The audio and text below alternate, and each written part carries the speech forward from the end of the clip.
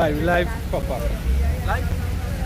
Alright, first and foremost, we're going to give our praise and glory unto Yahweh. Hashem, Yahweh Shai, Hashem, Kakodash. Those that belong unto the apostles and the elders are great men, so that truly do well. And that went out and the man fought with the truth. No peace and blessings unto the outcome of 44 points of the earth that spread this road day and day, and that sang cry for the abominations that the sea and the filthiness of this land. We are the Hebrew Israelites back out here once again to prophesy the downfall of Babylon the Great, aka America. That's right, the house of Esau. Now we want to start off with this precept, Isaiah 13 verse 1. And we're going to go through it and break it down to the spirit. Understand? What?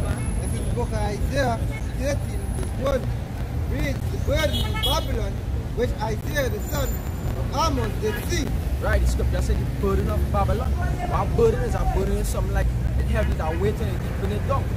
Now it's the thing that the Most High prophesy against Babylon.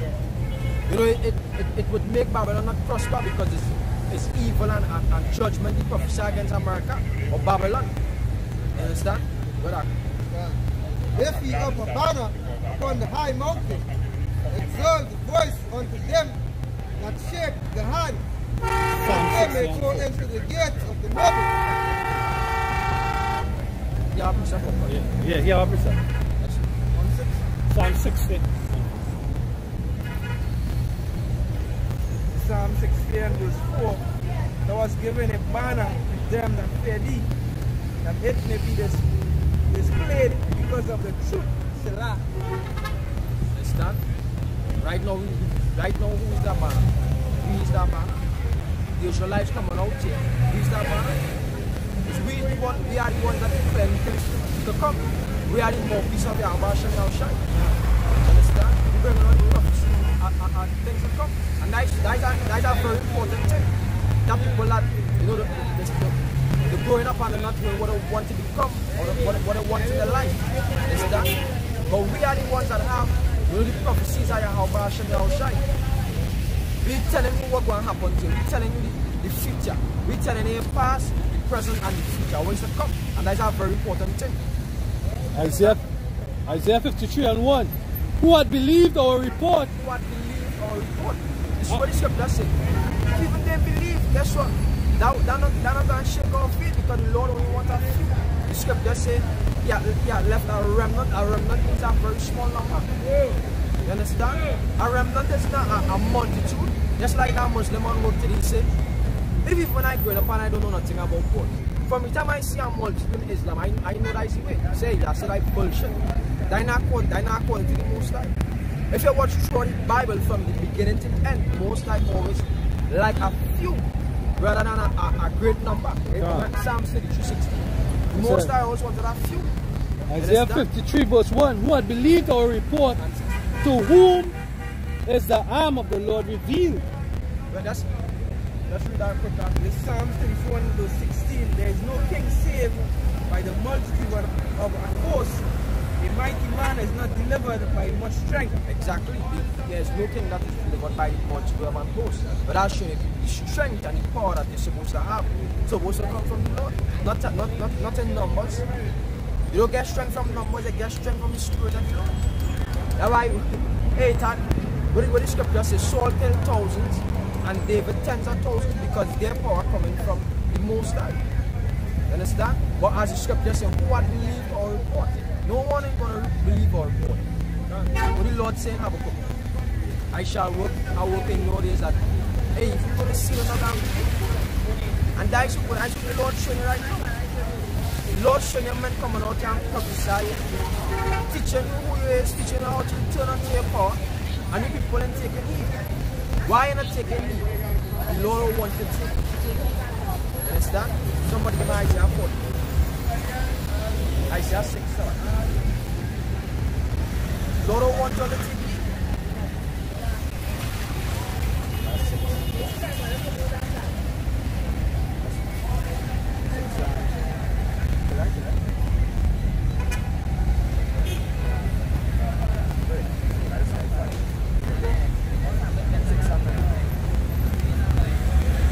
Isaiah chapter 6 verse 9. And he said, go and tell this people, hear ye indeed, but understand Israelites. Israelites, people of the Lord. Go and tell these people. Go tell these people, hear he indeed, but understand not. But understand not. So you're hearing, even though you're hearing, even though it's being explained to you, you're not going to understand. Right.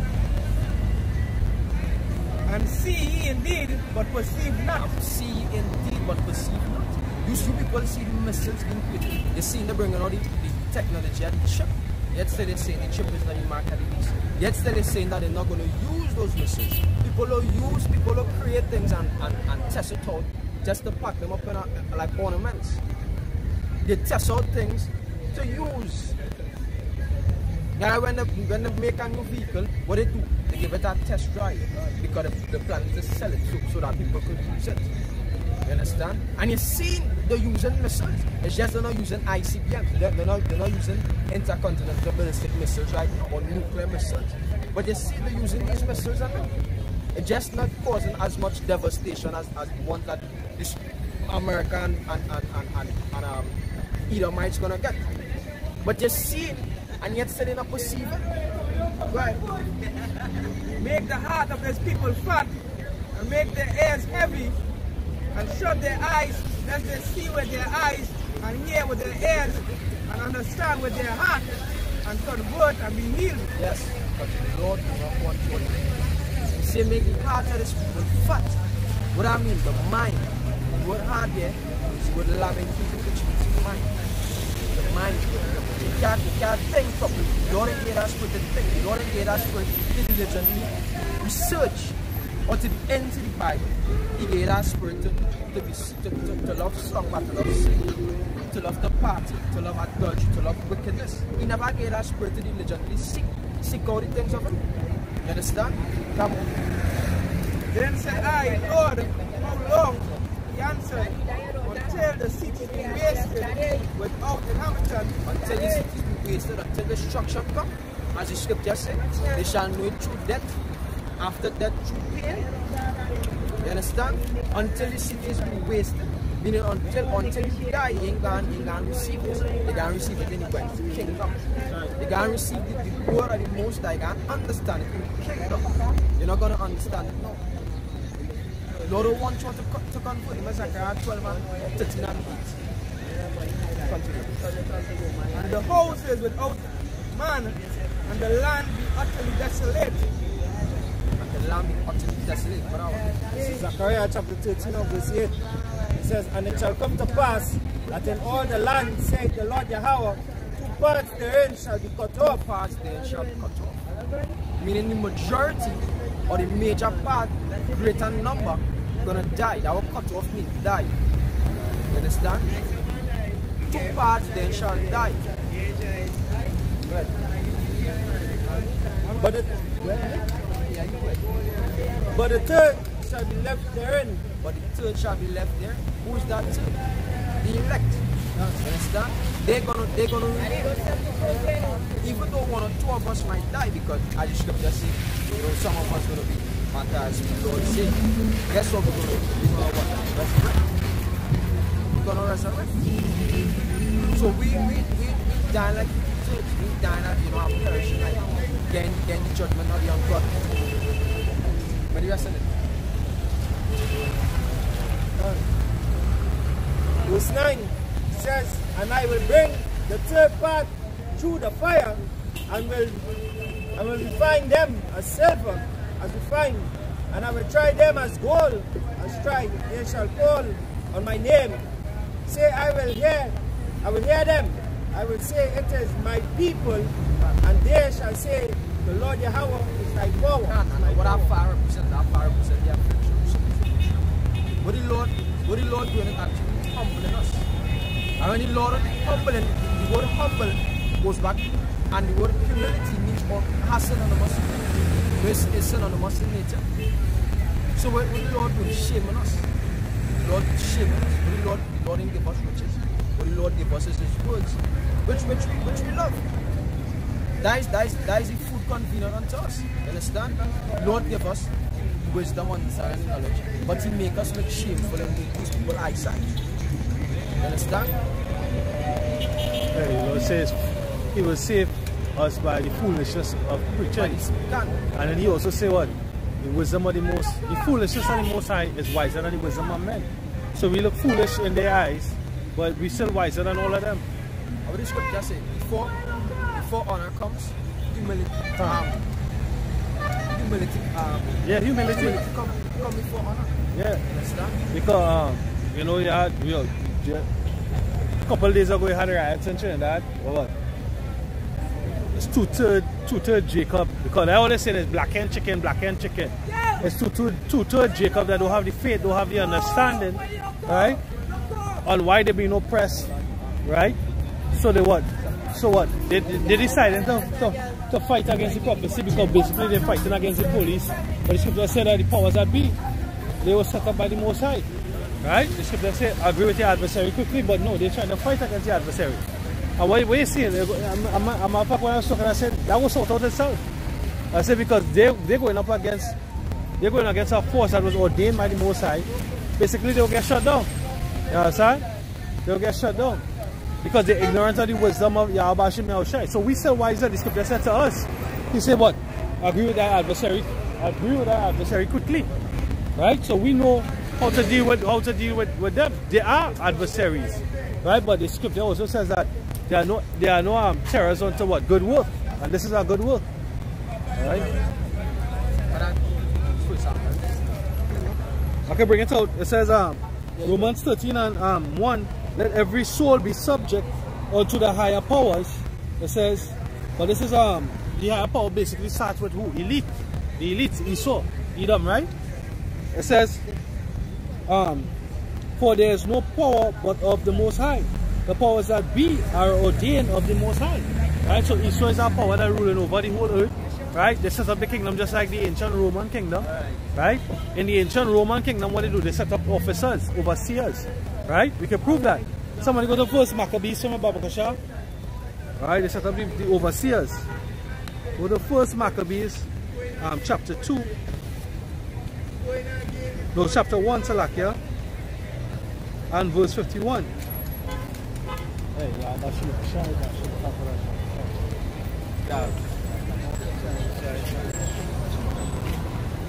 Right? First Maccabees chapter 1 verse 51. Right? This is the book of First Maccabees 1 verse 51. Reads, in the same manner wrote he to his whole kingdom and appointed overseers. He appointed what? Overseers. Right, that was officers. Right? He appointed overseers to do what? Overseers over all the people. He commanded the city of Judah to sacrifice city by city. Right, so that's it. That's the point. He commanded overseers over all the people. Right? This is what the officers represent. Overseers to keep the people in line to do what Esau set up as stipulate as law. Right? So Jake that are running up, two-thirds are running up against the overseers. Guess what? They're going to get shut down because the scripture there say that the Most High, the powers that be, they'll be ordained of the Most High. Somebody give me 1 Samuel chapter 2 verse 6. One now? No, I don't think nothing. Alright, go ahead. This is 1 Samuel 2 starting at 6. It reads, Yahweh kill it and make it alive. Alright. He bring it down to the grave and bring it up. Go ahead. The Lord make it poor. He make it poor. Rich. He make it rich. Go ahead. He bind it low and lift it up. He raise up the poor out of the dust and lift up the beggar from the dunghill. Can the scripture say we lift up the poor out of the dust? That poor is us. Understand? We are the poor on this world. Understand? Israelites are the ones suffering here. The ones that had to work paycheck to paycheck, the ones that are suffering, the ones that are filled with debts. You understand? We are the ones that we are the poor. We say you lift up the poor from the dust. That confusion. Look, we're not confused anymore. You understand? We're not confused anymore. We know where we come from and we know where we're headed. You understand? We know how to please the Most High. We know how things that the Most High require of us. This is Romans 13 and 11. And that knowing the time, that now is high time to awake out of sleep, for now is our salvation nearer than we believe. The night is far spent and the day is at hand. Let us cast off the work of darkness, right? And let us put on the armor of light. High time to wake out of sleep. Yo, don't be in that spirit of slumber. It's time to get to work. You know, the Lord is on his way. The Lord right there, you see all the things that have been prophesied since the Lord was on the earth and before it happened in this day. And the scripture says, have these things been in your days? Days of your fathers? No. It wasn't seen in blemishes 12 years ago. It wasn't seen microchips years ago. It wasn't seen all these things are happening back then. You understand? But guess what happened now? I the scripture says now it's high time to wake out of sleep. Now it's the best time to take you out. You understand? Because soon salvation is here. That preaching good news unto the whole salvation is here. But it takes that you don't want to accept is the bad news or the bad things that come before we enter the kingdom. It must happen. We can't just wake up one morning and have 10 kingdom. Esau must be thrown down for the wickedness done. The kingdom must be thrown down with nuclear fire. You understand? But no, you don't want to hear that. You don't want to hear about rioting and you don't want to hear about race wars. That is how our kingdom does end. That is how our rulership does go from one people to the next by violence. You understand? So first they inherit the good. The other pass through the bad. But you people don't want to hear about the bad. As a matter of fact, you people love this world. You people love the way how this world operates. Yeah, that. This is the book of 2 Ezra 15 and 1. Read, speak, behold, speak thou in the ears of my people the words of prophecy which I will put in thy mouth, said Yahweh. God them to be written in paper, for they are faithful and true. Speak the words of prophecy which I put in thy mouth. Now we doing coming to tell you people that guess what, we are the Hebrew Israelites. America is going to be thrown down. They're going to force the magic. They're going to bring out a one world order. They're going to try to make it a cashless society. I see what the prophecy is. The Lord says it is faithful and true. It must happen. You understand? These things must come to pass. Right? So why people not taking it? Yeah, man? Read, spare not the imagination against thee. Let not the Incredulity. Of them trouble thee. Which means the unbelief. The guess what they don't want to believe? That's not supposed to make us change our mind. That's not supposed to shake us in the spirit. That's not supposed to say, hey, this is not true. This isn't making sense just because the multitude is not following it. I just scripture said follow not a multitude. So not because the majority going down that path, that means this is the wrong path. You understand? Now please about well. Read chapter 9. Chapter 9. You can get Sirach 7 and 2. We're down to 9. Chapter 9.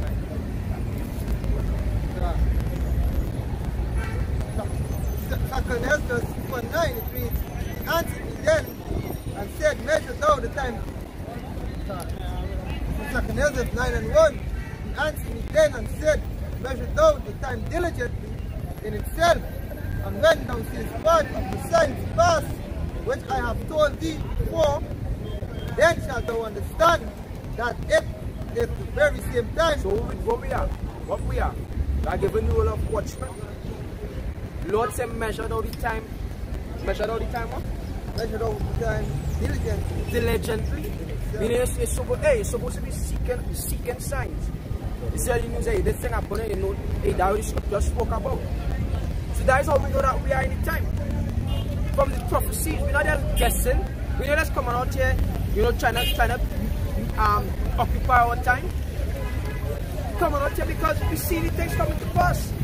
The Holy Spirit doesn't have to come and prophesy to people. The things that happening. Come and to explain the breakdown and explain it to the news, to current world events. You understand? He says, then shall thou know that this is the very time that I spoke about. the parable with the figs. You understand? Get that I'm Matthew 24 for man. Well. Yeah, Sirach 7 and verse 1. Do no evil, so shall no harm come unto thee. Depart from the unjust. Depart from the unjust. That would separate ourselves from unjust. That is what us trade. Say, who's you? You need to hear fucking matter. That's what it means to be holy. Exactly, holy means separated. You understand? Don't laugh at us because we separate born out, so we poor. Or so we strip. We're plain holy. So we're not fucking plain holy, we are holy. We are separated from wickedness. Our holy means to separate yourself. Not to be together with wickedness. And for all of you that do not know, these things are not curse words. Curse words is wishing bad upon somebody. You understand? In prayer.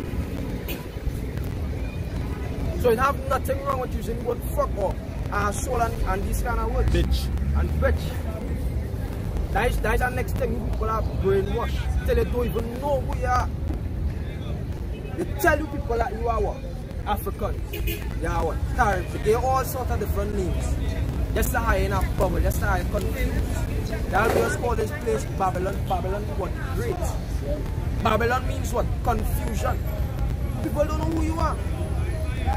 You don't know your head from your foot. You don't know where you're about. You think life is just you're born, you go to school for 18, for 12 years, or for 11 years, or 15 years. You go to work for 40 years, and you enjoy retirement money for the next 20 years, and you're dead. That is bullshit. That way that's called program. We brainwash, hey. If this is brainwash that the thing. So we ain't into that. And like there's a book called The Rat Race. Right? They talk about that. You've basically been brainwashed from birth to enter into the rat race to be a slave. Well, the teacher in school, they teach you how to be a fucking worker. They teach you how to be a boss. They teach you how to be an employee, not an employer. They don't ever teach you how to be an employee in school. Try that. Hosea 4:6. It reads, for my people are destroyed for the lack of knowledge. For my people are destroyed for the lack of knowledge. You do not know. That's a blessed to see that. Read it. You people don't read. If you have shakes, hey, I don't like to read it. Me personally, back then I didn't like to read neither. But this make me start to read, make me love to start to read. You understand? Because when you read it, you got more information. And you're not reading just garbage. Yeah, it's a container. You're not reading just garbage. You're reading good things. Get Isaiah 34 verse 16.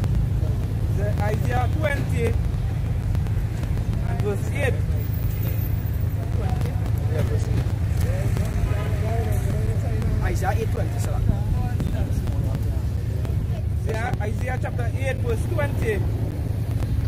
What cool they talking about? To the law and to the testimony, if they speak not concerning this word, it is because there is no light in them. According. Speak not according to this word, it's because there is no light in them. Why? Because this is where how shall I say? I'm the way, the truth, and the light. The light. I am the light of this world. And the Lord say, I come in the volume of the book, it is written of me. So if he is the light of this world, and the book is written about him, guess what? This book contains light. This book contains light. It is not full of darkness. It gives us light. How we know where we're going, because we have light. We have light to lead us, not in darkness. I have a couple of precepts. Right. It says St. John chapter 1 and verse 4. In him was life, and the life was the light of men. In him was life, and the life was the light of men. Right. How shall give us light? This is Hebrews chapter 10 verse 7. It says, then said I, lo, I come in the volume of the book. It is written of me to do thy will, O power. Exactly. He come in the volume of the book. If he is the light, the book is written about him. Guess what? When you read this book, you're going to get light. Understand? But I want to. This is the book of Isaiah 34 and verse 6. They say, have a book of the dead. Fuck the book of the dead. Are you seeking that? You seeking life. You're not seeking that. And then the Quran. A book of fairy tales. A book of where they try to plagiarize the Bible and create their own version. and say the Bible tampered with. But if the Bible tampered with, and your story is similar to the stories in the Bible, guess what? What I say? That is kind of idiotic. Yeah, always total clowns. This is 1 John. You finished, right? Nah, I'm good. Select it. Now, this is Isaiah 34 and verse 60. It reads, seek ye out of the book of Yahweh and This read. Bible, seek ye out of this book and read. Right. No one of these shall fail. No one of these what? Prophecies. No one of these gonna fail. None of the words in this book gonna fail. None shall word permit, for my mouth it hath commanded, and his spirit it hath guarded them. Guarded us. I will come away and we speak in this book. You see, Salak, you know, the pride of man. I just come and show my woman pass. She just stop there. And she say, see them Israelites, you want nothing to do with them. The Most High don't want nothing to do with you. Exactly. You see? Because... Is it Lord put our spirit on us? Are we glad? And then we start off with... But this scripture, come on, Isaiah 34, the last verse. Ezekiel 34, Salak. Scripture say what? Hey, what has happened? When they pour on a light, when they pour on the light in the darkness, what has happened? The cockroaches run away, right? And that's what go on. We represent our light. Where you understand? Ezekiel 34 and 31. And he, my flock, the flock of my pasture, are men. And he the flock of my pasture are men. So she don't need to be part. She don't need to deal with us. So the Lord of water, she is not a flock of the Most High. Man, that provoke that. This is Proverbs 8 and verse 4. It reads, unto you, O men, I call. Unto you, O men, I call. And my voice is the song it is to the sons of man. And my voice is to the Son of Man. We are the ones that the Lord required, not these women. They get tired. These women are not required of the Most High. What they could do, they could come out and prophesy. They'll complain on their feet, their back, their neck. They don't even have a deep voice to speak. When the publisher and themselves in church, they don't even cover the blast and hear. And that is what they're supposed to do. And they claim to know the scriptures, but they don't even cover their own ear. That's right. You understand? So how you could come and teach me if you're not even following the principles, the basic things that the scriptures speak about, covering your ear when you pray or when you prophesy. And no order. There's no order in these women and them. The Lord don't want you all be part of this. Scripture says the Lord is not an author of confusion. He's not author of confusion. That's right. Bring it out, bring it. Right, this is 1 Corinthians chapter 14 and verse 32. It says, and the spirit of the prophets are subject to the prophets. For the hour is not the author of confusion. For the Lord is not the for your how about Shem Shai is not the author of confusion. You understand? Jump down to verse 14. Verse 14, it says, let all things be done. Let all things be done decently and in order. Decently and in order. You must have order. I have a government, is a governing body. You have top and then you have everything in order. You have everything set up. But women, it's just lawlessness. This is Hebrews chapter 13 verse 8. For Yahweh Shai and Mashiach, the same yesterday and today and forever.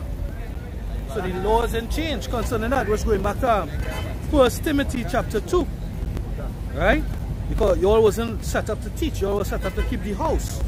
Right? To hush your mouth and be underneath your man. They're just trying to be fast. Back then, they would never want to be a fucking preacher. Because the men back then would have been stoned. The men back then would have been pushed and stoned. But now, because you're not church and because everything cool and quiet and calm, you want to play some kind of pastor or apostle. Apostle this. Like that one come in tongue with she fucking harlot. That was she, that harlot. You understand? She come, it almost like she was naked. Yeah, it was a onesie. Braided here, and she calling herself an apostle of God. Which God? That way I ask yourself, which God? What I say, what surely the turning of things shall be, the turning of things upside down shall be esteemed as the potter's clay. That Esau work. The Lord turned the place upside down for us to feel it now, boy. But now we turning it right side up because He's sending prophets out here, the light. You know, this is 1 1 Timothy chapter 2 and verse 11. Verse 10. Sorry, verse 11. Let the woman learn in silence with all subjection. But I suffer not a woman to teach, nor to usurp authority over the man, but to be in silence. I know, you know what usurp means? It's like you're doing something illegally. It's like you're taking it illegally. That's somebody else getting what usurp from it. Getting what usurp from it. Anybody? I have one on the going back to the light, right? Going back to Yahushua being the light. It's 1 John chapter 5 and verse 11. And this is the record that Yahweh had given us. Had given to us eternal life. And this life is in his Son. Right? It says, he that had the Son had life.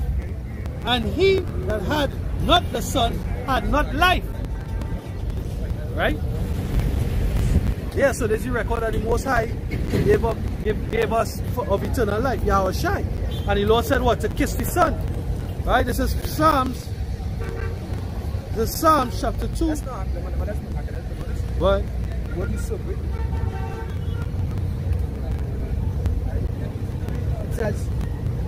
It says take illegally or by force. Scripture said let not the woman usurp authority over the man.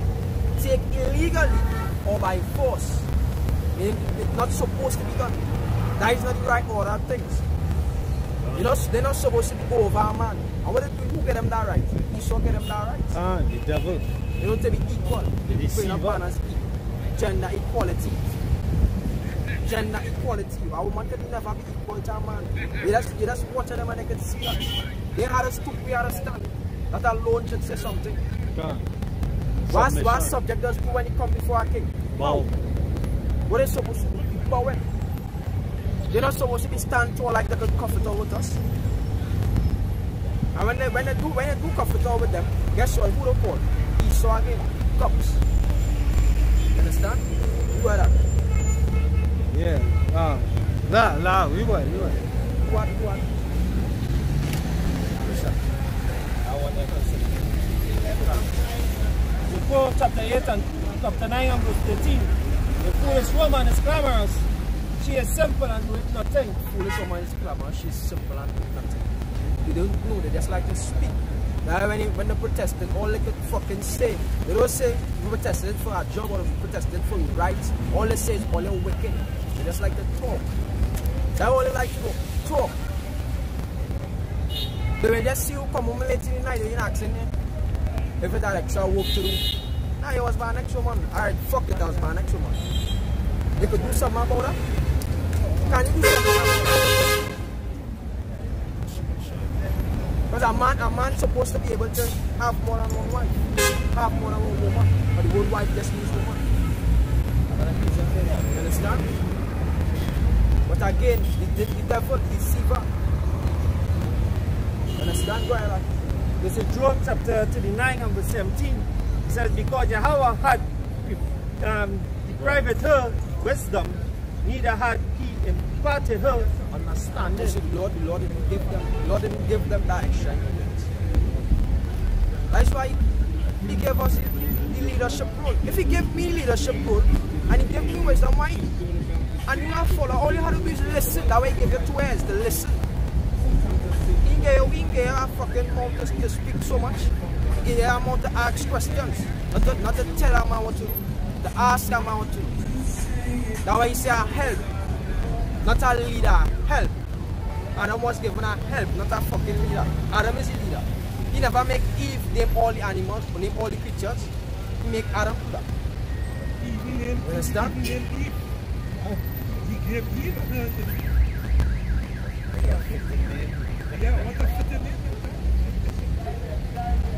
Look at Genesis 3. Forget the Isaiah 13. No, the ice can. That's not a bit.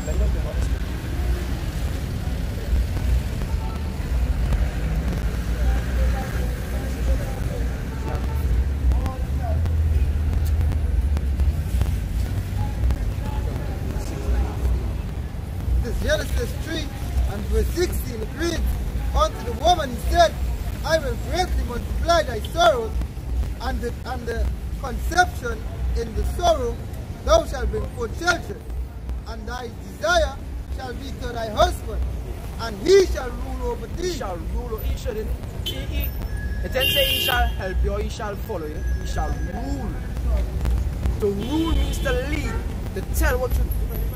The most I give us the authority to tell our what to do, or to ask you. Babe, I could go tonight, or babe, I could go online with my friends. Like fucking madness. That is mad. That is just called confusion. That way just called effeminate. And then the higher telling, babe, shave your beard now. You have to take a bald head. You have to do this. You have to do that. But no, it's not supposed to be so. The scripture said, and he shall rule over thee. Who rule over us now? Esau. That way he gave us laws and we had to follow it. We had to follow all, like the homosexual laws, but we had to follow it. If we follow it, we going to get that penalty or fine. We going to be in prison. That was ruling over somebody else. He gave them some law and they had to abide by it. Go ahead. And then Isaiah 13. It's the book of Isaiah chapter 3 verse 12. It says, "For as for my people, children are the oppressors, and women rule over them.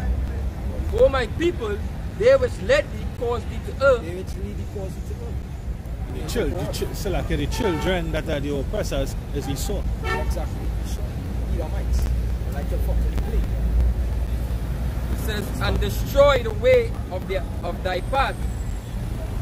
It says, "Moreover, Yahweh said, because the daughters of Zion are haughty, and walk with stretched forth necks, and wanton eyes, walking and mincing as they go, and making a twinkling in their feet.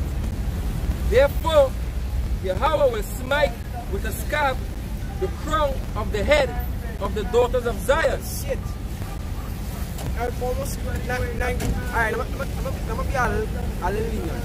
80% of these women did not wear the ring here, right? For example. See? Unless it's our ass. See? Did not wear their own hair. Most size smite over that. Where's the glory of a woman? You don't even know where your own glory is. Who have here want to cut their hair to pay the fucking bills? You don't even know where glory is. The glory is in here. And the most I take away glory from you. Faith to be buying these earrings here to pay in your head. That should be a shameful thing. That should be a shame unto you. But except that making you proud. They're looking good. Understand? Get back to the Isaiah 13. This is Isaiah 13, starting at verse 2. It reads, "Lift ye up a banner upon the high mountain, exalt the voice unto them, shake the hand, that they may go into the gates of the noble. I have commanded my sanctified ones. I have also called my mighty ones before my anger." The sanctified one represents us, the elect. Hopefully the elect are out here. What we're doing is to sanctify ourselves by washing on the water of the word. Right? We're no longer eating pork, we're no longer marking our heads or beards, trying to keep the Sabbath, trying to keep the laws to the best of our ability. We're being purged and vessels made ready, fit for the master's use. So we are the sanctified ones. He also said what? The mighty ones. The mighty one represents the angels. Go ahead, Al. It's Ephesians 5 verse 26. It says that he might sanctify and cleanse it, talking about the church, which are us, with the washing of the water by the word. By the word. Right? So when you go to the church, this is where you're supposed to be. This is how you're supposed to be baptized with the word. Right? This is how you're supposed to be cleansed by the word. Not with singing, because in the church what they believe is the Holy Ghost is with songs. In the Christian church especially, they believe that that's the Holy Spirit. They believe in the Catholic Church that baptism, Catholic Baptist, or all these different churches that baptism is by water. That was symbolic for the spiritual baptism, which means to be immersed in the water of the word. I would have I hid in my heart that I will not sin against thee. Ezekiel chapter 37 verse 28. "And the heathen shall know that I, the Lord Yahweh, do sanctify Israel." Do what? Do sanctify Israel. And when my sanctuary shall be in the midst of them forevermore. Right, so Israel represents Yah in the Hebrew, Yah, He, Shah, Prince, all that power. He princess of the power. What makes us princess of the power? The knowledge that we have. Sanctification and the knowledge, the understanding of this word. Right? You only get that by what? By our Shai said in the Rakako Dash. So what? To reveal unto us. There's a group of angels that what? That reveal unto us the understanding. Right? What King Solomon said, the wisest man on earth, he said, get wisdom with all I get understanding. But you can't get that understanding just from by studying. Right? You'll just have a bunch of wisdom, but you would have the cognition of what it means. Somebody give me John 3:27, Babu Shah. Hey, yeah, my father was talking in madness. But he giving me my daily bread. What you like, 27? Yeah. So, but you are mad, man.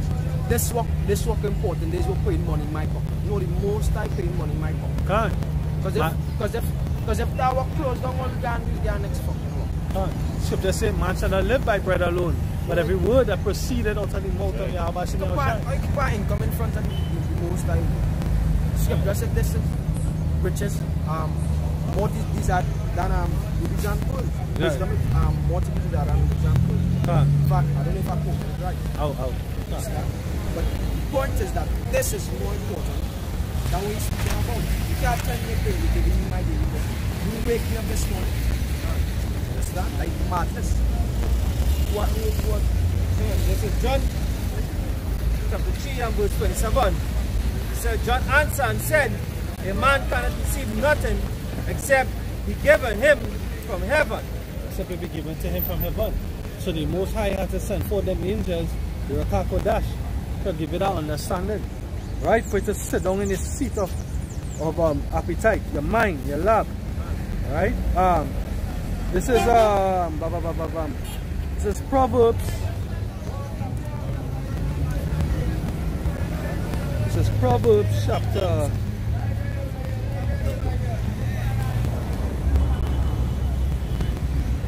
Going back to what Matthew was saying, Proverbs chapter 21 verse 20, there is treasure to be desired and oil in the dwelling of the wise, but the foolish man spendeth it up. Right? Where's that treasure? That treasure is this wisdom, this knowledge, this understanding. This worth more than fine rubies and gold. You know? Somebody real quick stuff on I want something.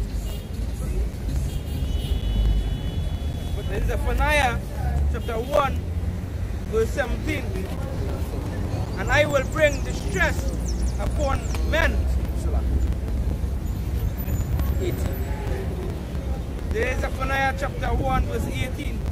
Neither their silver nor their gold shall be able to deliver them in the day of the Lord Yahweh's wrath.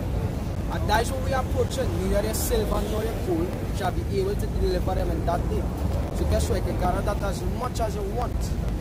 It's not going to be able to save you from the time you head into the time you quickly approach it. But we're going to save you. This is what we're going to save you. But I real quick. This is Isaiah chapter 33 and verse 6. It says, and wisdom and knowledge shall... Wisdom and knowledge. Wisdom and knowledge. The things that the Lord gave us and He kept back from these other people. You know what else makes something precious? When it's rare. Now the Lord gave it to a few. That's how precious it is.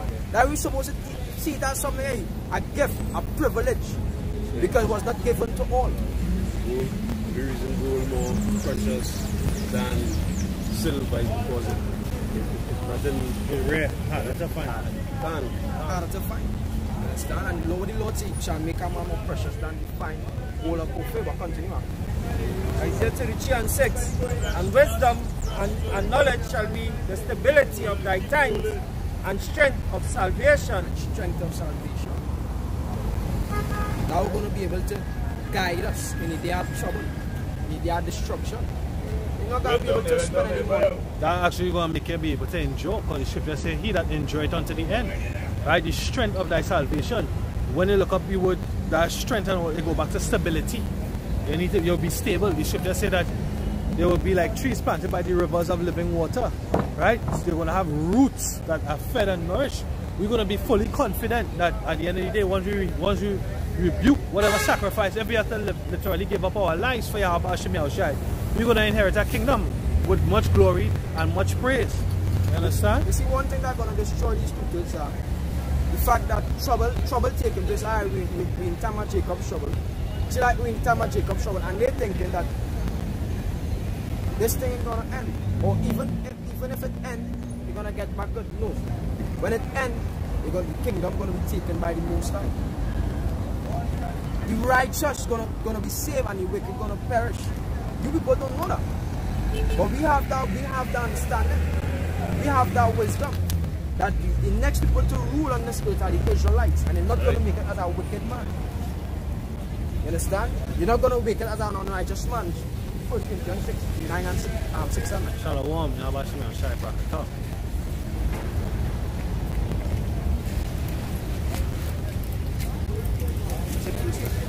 This is 1 Corinthians chapter 6 and verse 9. Know he not that the unrighteous shall not inherit the kingdom of Yahweh. The unrighteous shall not inherit the kingdom of the Most High. Be not deceived, neither fornicators, nor idolaters,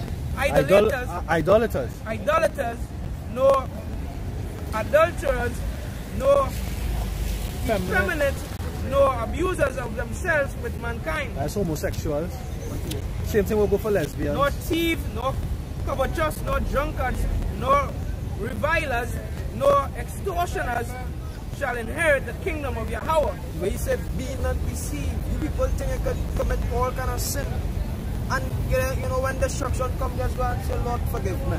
But I would have been praying on your head in these churches. You could do what you want. And you're near that, say, Lord, save me. And you forgive me. You feel everybody going to be given that opportunity that the man on the cross was given. There's a mighty good them there. Exactly. Prophets give you all a false vision. This is 2nd Ezra chapter 15 verse 22. My right hand shall not spare the sinners of and my sword shall not cease over them that shed innocent blood upon the earth. Shall not spare the sinners. The Lord gonna, what the scripture says, for God is not mocked, whatsoever a man sow it, that also shall he reap. So if you sow wickedness, if it was doing wickedness all the time, don't think you're gonna receive good at the end. That is not how things does work. You know that is not how things does work. A baby can tell you that. Hey, the Lord say he doesn't live with unjust balance. So you can't do good and can't do evil and expect good. You understand? You can't do good and expect evil. No, but them feel them could sneak in. You know, them feel them could say, let me see if I could, you know, come in the last week. Because God's so merciful. The Lord say he know who are his. The youth.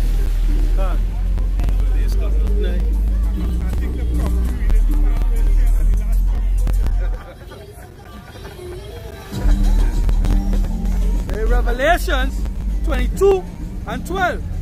And behold, I come quickly, and my reward is with me, to give every man according as his work shall be. Yeah, the reward, the reward is just not, you know, just not good. If you do evil, you can receive an equal reward. You understand? Or what other I should say is you're going to receive judgment, and the righteous going to receive a reward. So the son of mercy. It's like last minute thing too. Yeah. You want to do all what to do and they'll come in at the last. The Lord say he know all those who are his. Scripture said guilty go stay guilty, the wicked go stay wicked, and the righteous go stay righteous.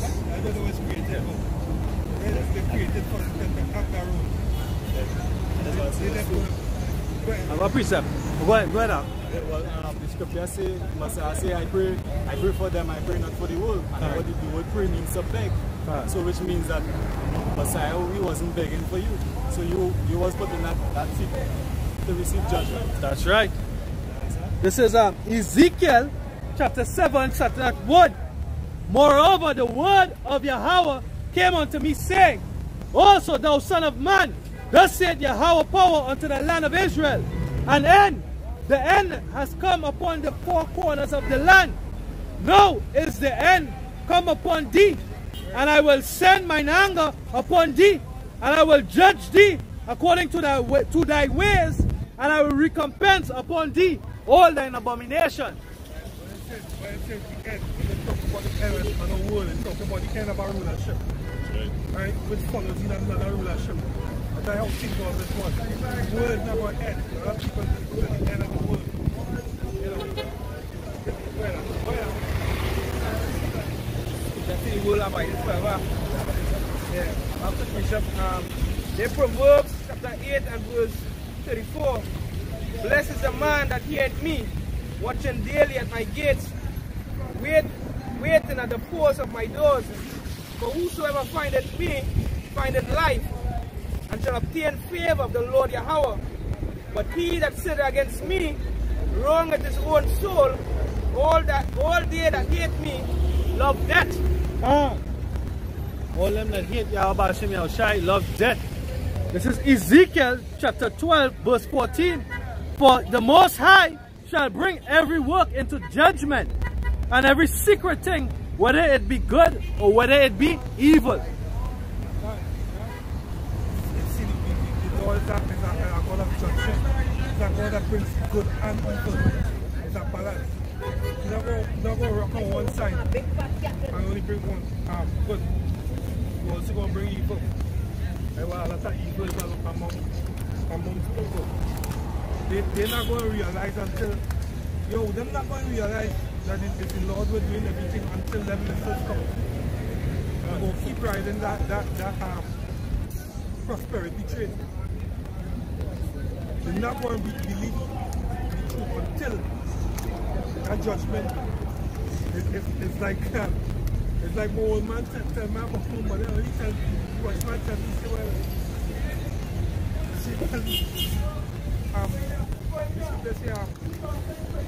wages are still in debt. I want to like, wow, what is that? That's what people love. That's what the scripture said they love. They love debt. Hey, they say man like dark inside of light. Yeah, and they would not, they would go back. But the scripture said, seek the ways of thy father, and you'll see. And you will see what happened. Why is it I against what? They're going. They show man. Most I said, seek thy ways of thy age, of the age. What that means, it means seek the ways of what the forefathers did. That's how you're going to know what to do. In Jeremiah 6 verse 16 it says, Thus saith Yahweh, stand in the ways and see and ask for the old paths. Yes, stand in the ways. Stand in the ways of what? Look. Go back into history and see what your forefathers did. Go ahead. And ask for the old paths. And ask for the what? Old paths. Go ahead. Where is the good way? Where's the good way? Where's my way? What to do? Why is this happening? Why the police coming and kicking down my door and I ain't do nothing? Why is people getting killed innocent? Why is this? What is scripture say again? Read again. That's powerful scripture. It's Jeremiah 6 verse 16. Because guess what? The so-called church is not teaching the people like that, so they're not going to look for them.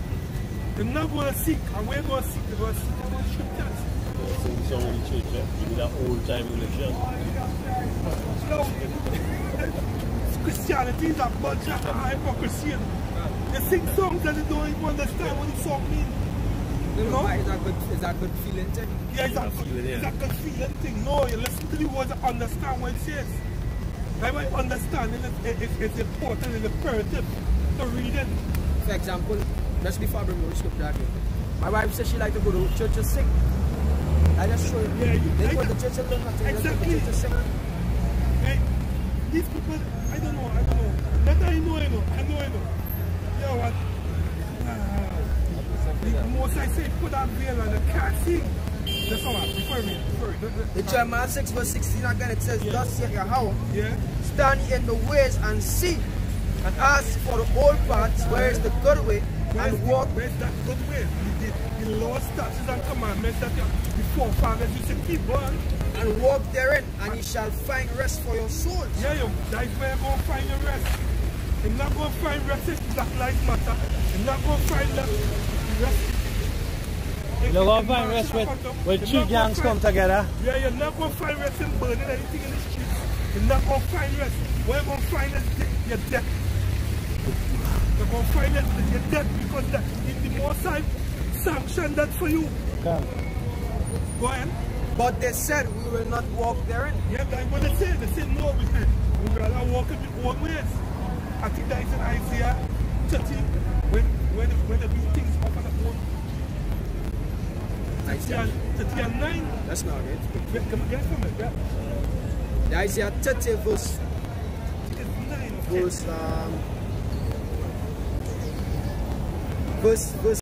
9, yeah, verse 9. Right. 9. Right. It says that this is a rebellious people, It's a rebellious freedom. lying children, Yeah. children that will not hear the law of Yahweh. They continually decide now the Most High laws. You feel your way is the best way. The way is right here, it's right here how to escape all the destiny. And police going to keep on kicking down on the door and keep on oppressing all them. Because all the wickedness there too. Because they're doing wickedness amongst all the one people and all the one justice. Just what justice you want? The only thing the Most High promise you is your head kick off. Yes, sir. You want to bring a precept out with this. It's Colossians chapter 3, verse 25. Yeah. But he that doeth wrong shall receive for the wrong that which he had done. You're going to receive our wickedness. Because all the self wicked.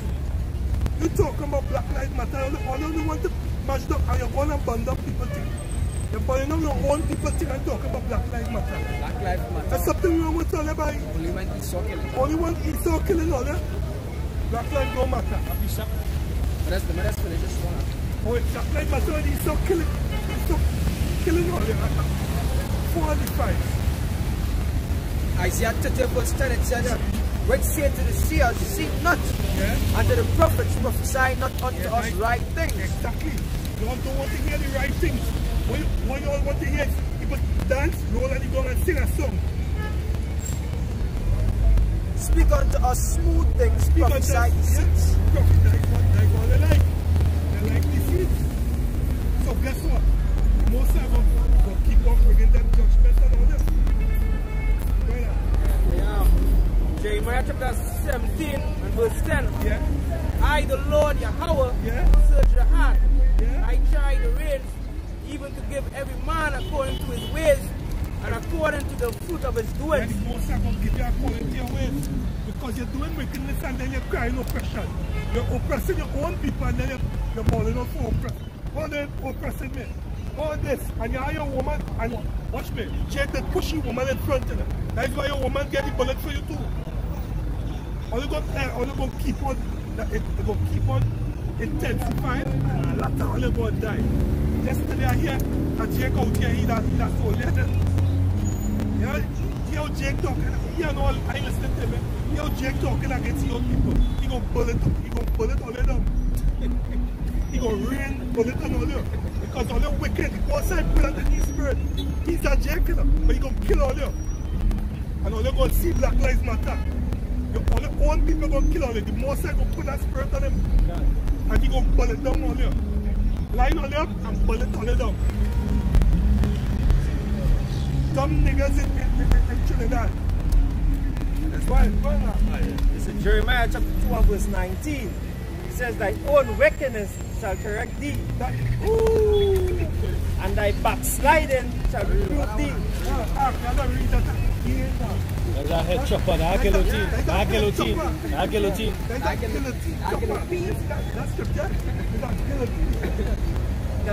Jeremiah 2 and 19. Thy own wickedness shall correct thee, and thy backsliding shall reprove thee. Yeah, because what they backslide from? What backslide is to turn away. What they turn away from? What they turn away from the one true power. All the one power they turn away from. So guess what he say? He say he gonna rain down judgments on all them. Judgment. They're gonna begin at the outside Israel. I get you. Yeah. I wanted to add on to what you said, what really going on too? When Moses left the children of Israel, alright, and he went onto the mountain to meet the Messiah, the Lord in the hill, alright? When he turned his back and he went up, what did people do? They started to party. Alright, they started to get wild.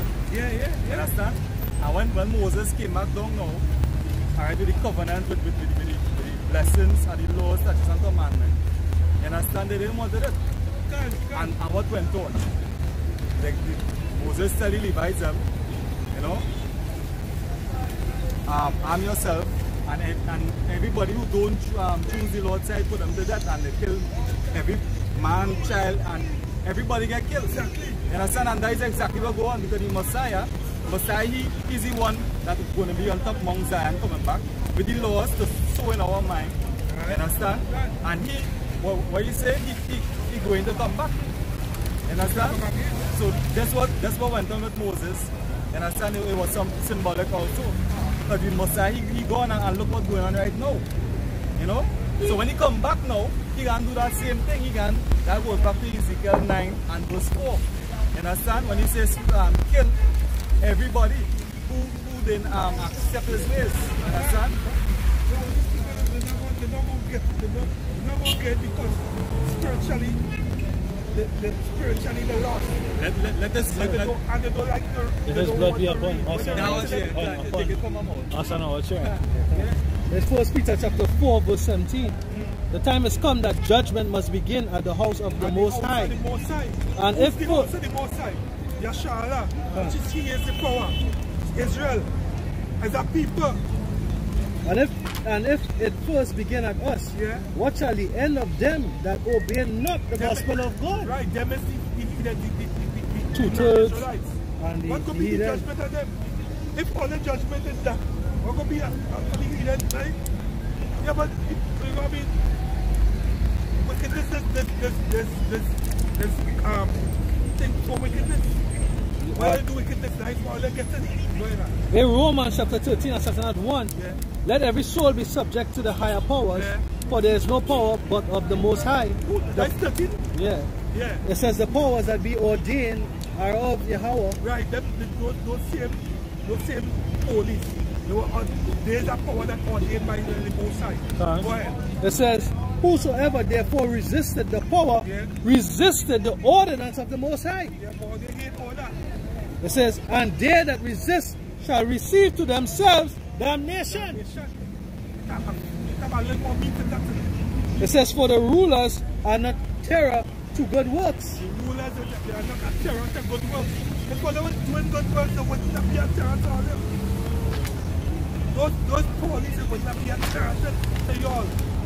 It says, but to evil, will thou then not be afraid of the power? No, but they're not afraid. They're feeling, but then all they're hey, just said the Most High that smited them, they don't consider. No, they don't consider it's Yahweh who's smiting them. Yahweh Hashem Yahushai. You're all getting killed and crying out for Jesus. And Jah. And Allah. And still they're going to get killed. Peanut butter and jelly sandwiches. Yeah, peanut butter and Allah. Peanut butter and jelly sandwiches. It says, for the rulers are not a terror to good works, but to the evil. The rulers are what? They are not a terror to good works. They are not a terror to good works. But the works is not good. Consider what they're doing on the works not good. That's why the rulers coming down on all you. No, it's just not going to understand it. It's just not going to understand. And just going to keep on happening over and over. It's not going to stop. I can give you a scripture to this man. Go ahead. You have scripture? Yeah. Go ahead. Well, that's something. It says Isaiah 59 verse 2. That's the other ones. It says, behold, Yahweh's hand is not shortened that it cannot save, neither is his ear heavy that it cannot hear. It's not short that it cannot save. You all can be saved from the enemy, but you all don't even know who your enemy is. It says, but your iniquities have separated between you and your power, and your sins have hid his face from you, that he will not hear. You may want to know what it is you do. It's not what you do, it's what your people, it's what your forefathers did that it fell upon your people. You know what I mean? That blood was sprinkled, that blood was shed by Moses. And upon the curses and down upon Jacob. Round Jacob's trouble coming. You can feel it round the corner.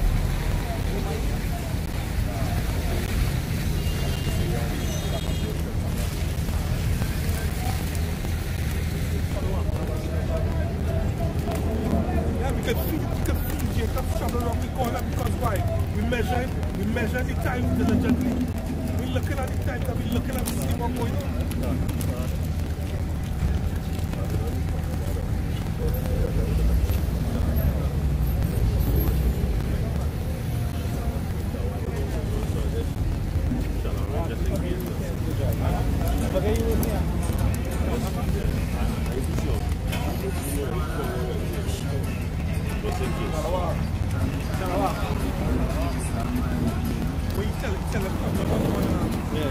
Like you doing a camera on your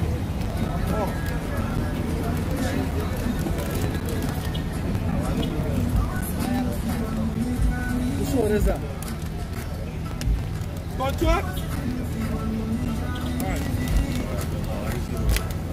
You continue on something? Okay. Yeah, the Lord say, your iniquities are separated between you and the God. Because so the more you sin, the more the Most High go further away from you. Understand? Lord, separate them from you. Yes, let's say your iniquity separate. Yeah? Scripture says, he that turn it away is hair from you any law. Even his prayer shall be an abomination. Hebrews 10:20. If you don't want to take heed to the things that the Lord commanded you to do, guess what? When you ask him for something, he's not going to give it to you. And that is just basic. We know that. We are children, we give them children things to do. They're not listening. When you ask for something, will we give it to them? No. It's a punishment. That's easy to understand. You want to know why you're dying so much? You want to know why you're not prospering? Guess what? Seek it out at the book. They try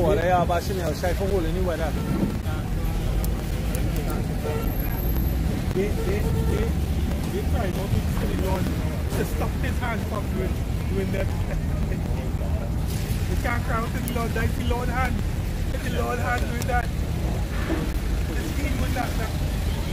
Yeah, the Hebrews chapter 10 and verse 28. He that despised Moses' law died without mercy under 2 or 3 witnesses. Of how much so? That is it. So that is it basically, the laws still exist.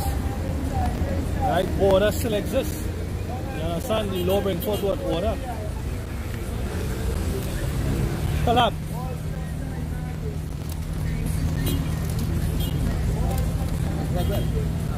This is the book of Proverbs 1 and verse 20. It reads, wisdom cried without, she uttered her voice in the streets.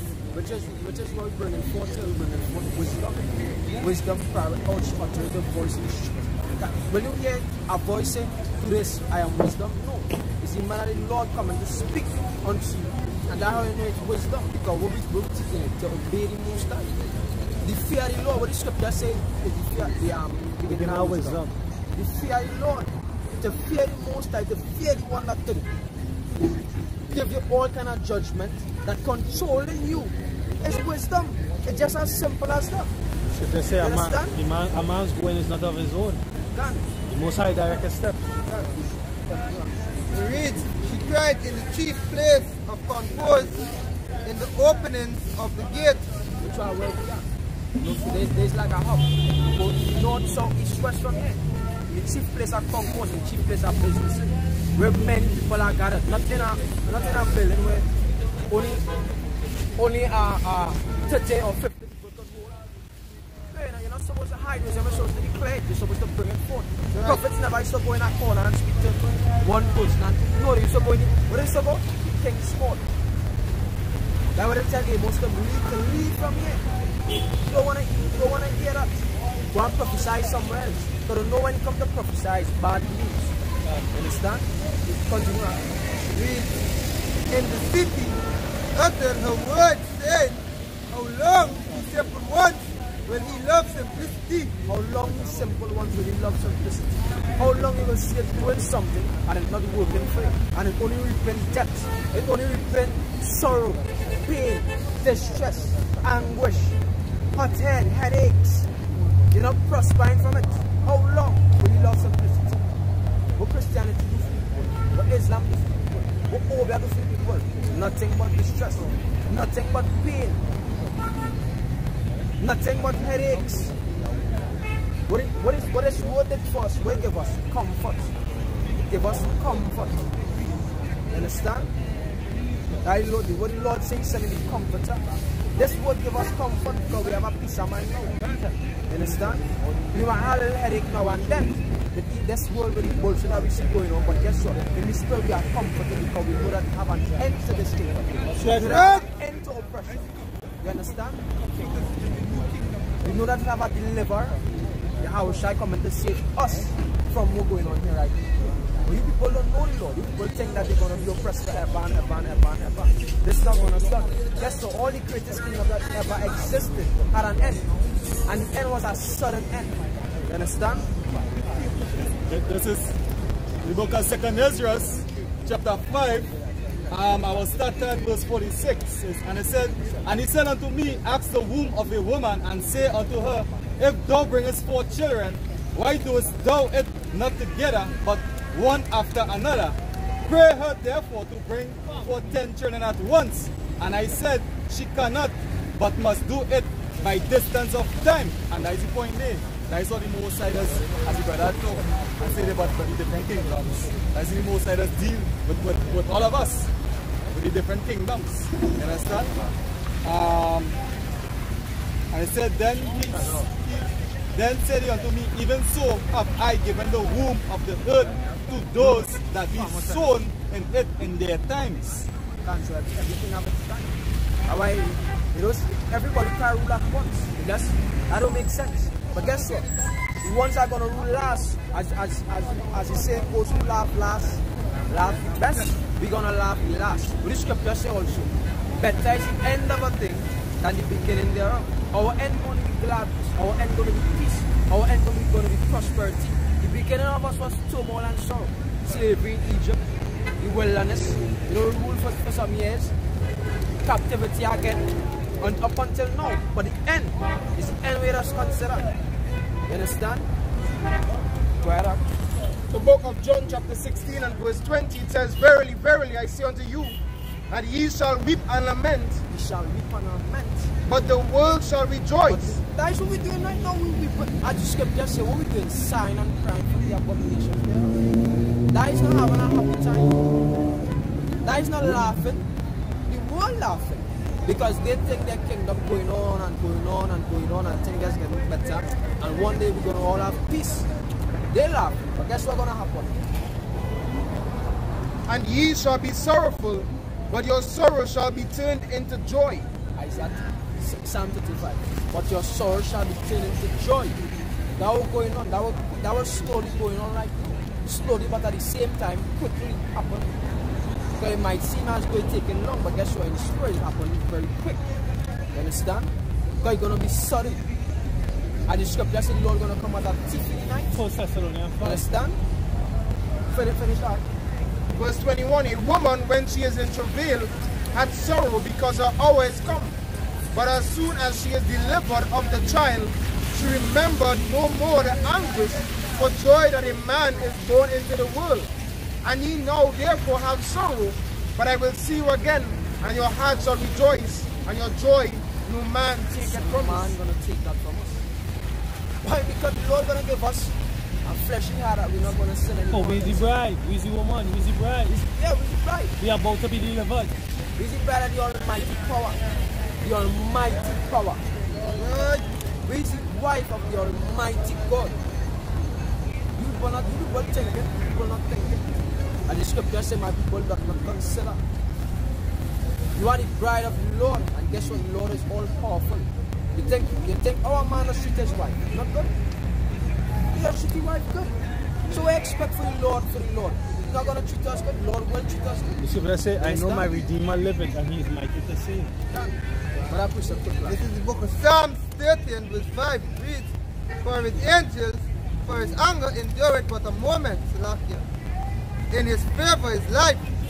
Weeping may endure for a night, but joy cometh in the morning. But joy cometh in the morning. You're going to have joy this week. Hey, the word is a cycle. You're not going to have bitterness forever. It's just at the end, we're going to have bitterness forever. You understand? That eternal life that we're going to live is going to be an eternal life of happiness. You understand? The book of Isaiah chapter 62 and verse 7, and give him no rest till he establish until he make Jerusalem a praise in the earth. Give him no rest till he make Jerusalem a praise in the earth. You understand? We're going to be the ones that everybody looking up to. We're going to be the ones that everybody saying, see like how these people go now? Hey, watch Trump or watch LeBron James or watch Michael Jordan, everybody wearing his sneaker. You understand? His sneakers. Watch this one, watch that one, watch Messi. We're gonna be and when they see Messi, I have to tell you. That's how we're gonna be in the kingdom. We're gonna be the celebrity, we're gonna be the superstars, we're gonna be the gods and gods. We're gonna be the ones that are ruling. We're gonna be the ones that all these women gonna want to come. All the kings of the earth gonna bring their daughters first to marry. Right? But if you're not gonna marry them, they're gonna be concubines. You understand? They're gonna be concubines, but hey, they will gladly accept you not concubines. So like, you know, like how Elam like to have Vashti when Vashti born. She pretty, she pretty. You understand? They like to have Vashti and put Vashti up on a fucking pedestal. The Lord gonna exalt Israel. Yeah, they go and hand over Vashti to the best man. Somebody give me a phone and 319. Verse 8, it says, the Lord, Isaiah 62 verse 8, the Lord hath sworn by his right hand and by the arm of his strength, surely I will no more give thy corn to be meat for thy enemies, and the sons of the stranger shall not drink thy wine for the which thou hast labored. But they understand? All these things that he's eating, enjoying right now, are ours. As the scripture said, the world was made for our sakes. You understand? These things that they're enjoying right now are ours. All these things, everything is seen belong unto Israel. But guess what? The Lord give our corn unto the king. But he's saying we do that no more. He ain't gonna do that no more. Why? Because we can't go against him no more. We can't rebel against his will anymore. We're gonna be perfect in keeping it law. So he ain't gonna cast us off anymore. Understand? So the Lord ain't gonna give what belongs unto us to these heathens. Jumping across to chapter 60 and verse 21, it says, thy people also shall be all righteous. They shall inherit the land forever, the branch of my planting, the work of my hands, that I may be glorified. Thy people also shall be all righteous. All righteous means you're not going to sin. You're not going to go off. You think I have no fucking Israelites coming to tell you, but they believe in that. Everyone is going to be done with order. Even these heathens. It's hot, Even these heathens is going to be done with order. The Lord saying that there shall be one God. And his name one. All these heathens going to come and worship our power also. Right. Any idols and this nation worshiping their God. And we worshiping the most and that one was no. It's not our man, he said no. You understand? This is the book of Zephaniah 3 and verse 19. It reads, behold, at that time I will undo all that afflict thee, and I will save her that hated and gathered her that was driven out, and I will get them praise and fame in every land where they have been put to shame. So Lord, every land that we've been put to shame, which is actually every single land. You're going to have praise and fame in all these lands. Lord say you're going to undo all that the heathen do unto us. Hey, when we reach in the kingdom, we can't forget. We're going to forget we are dangerous. God said, Now we're telling our kids and our grandkids and our great-grandkids about this happening right now. It's gonna be like, nah. Like, nah. That never used to happen. Esau himself gonna say, I was ruling mine. So that's a fucking truth. Look, remember right now? Isaiah. This the man. Isaiah. He's gonna be as though he never was. You understand? He gonna be as a dream. He gonna be as a dream. Isaiah 29 years old.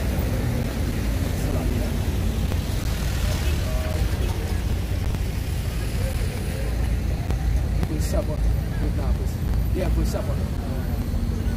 The book of Isaiah chapter 29 verse 7. And the multitude of all the nations that fight against Ariel. Who's Ariel? Yeah, Ariel.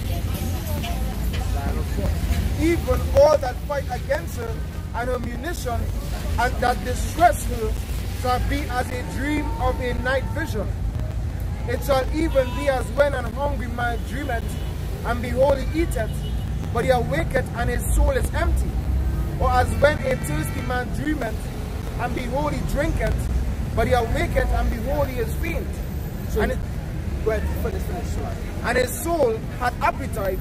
So shall the multitude of all nations be that fight against Mount Zion. So in the kingdom they're gonna be like, nah, that was us.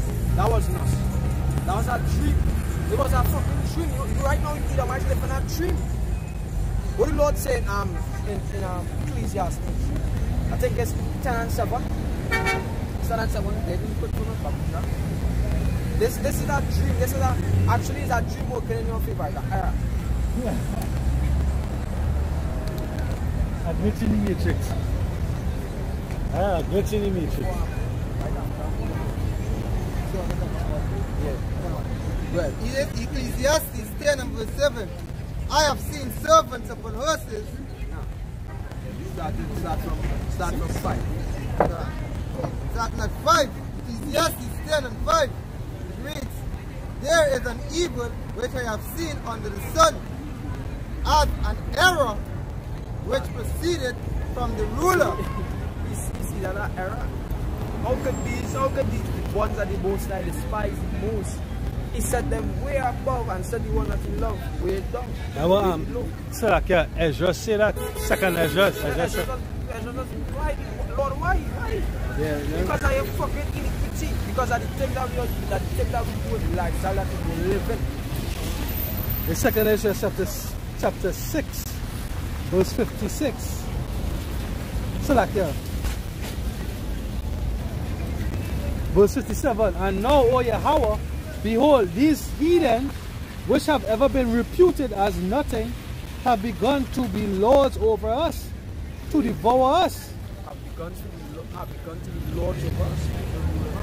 But we, thy people, whom thou hast called thy firstborn, the only begotten, and thy fervent lover, are given into their hands. If the world now be for our sakes, why do we not possess an inheritance with the world? How long shall this endure? Yeah, how long shall this endure? Well, it can endure until now. You understand? This is the end. This is the end of it. It's just something that the Most High set up. Yeah, Most High had this in plans from the vision he gave Daniel. All these kingdoms was to rule before he gave us the chance to rule. Understand? So no matter what we do, we was never going to get before this time. Understand? Yeah. Lost Continue.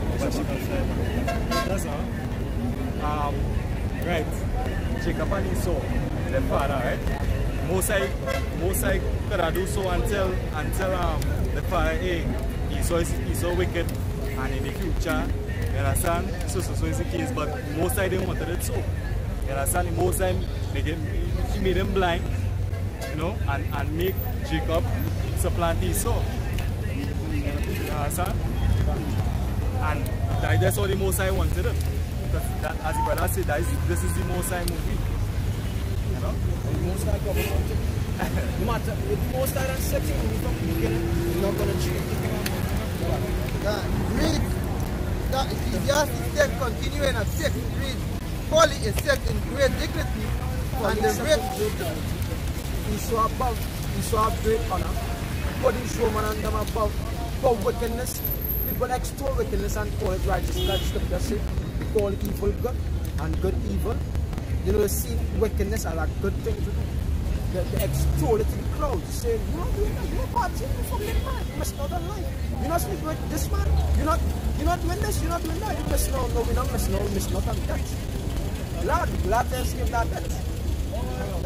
You understand? Continue on. and the rich sit in low place. Who? Us, we are the rich. We are the rich, we are the ones that possess all things, but right now we are with poor to humble us. To make us remember our power. Understand? Finish it up. I have seen servants upon horses and princes walking as servants upon the earth. Servants upon horses, we saw in great power. I already worship this power. We saw having great power. And what? And princes walking as servants upon the earth. Upon the earth, which are us. We are the princes of the power. And it's looking like we are the most despised. It's looking like we could never be people of the Lord. You understand? It says Daniel chapter 7 and I'm starting at verse 23. Then he said, the fourth beast shall be the fourth kingdom upon the earth, which shall be diverse from all kingdoms, and shall devour the whole earth, and shall tread it down and break it in pieces. It says, and the 10 horns out of this kingdom are the 10 kings that shall arise, and another shall arise after them. And he shall be diverse from the first, and shall subdue 3 kings. It says, and he shall speak great words against the Most High, and shall wear out the saints of the Most High, and think to change times and laws, that there shall be given into his hands until the time and times and the dividing of time.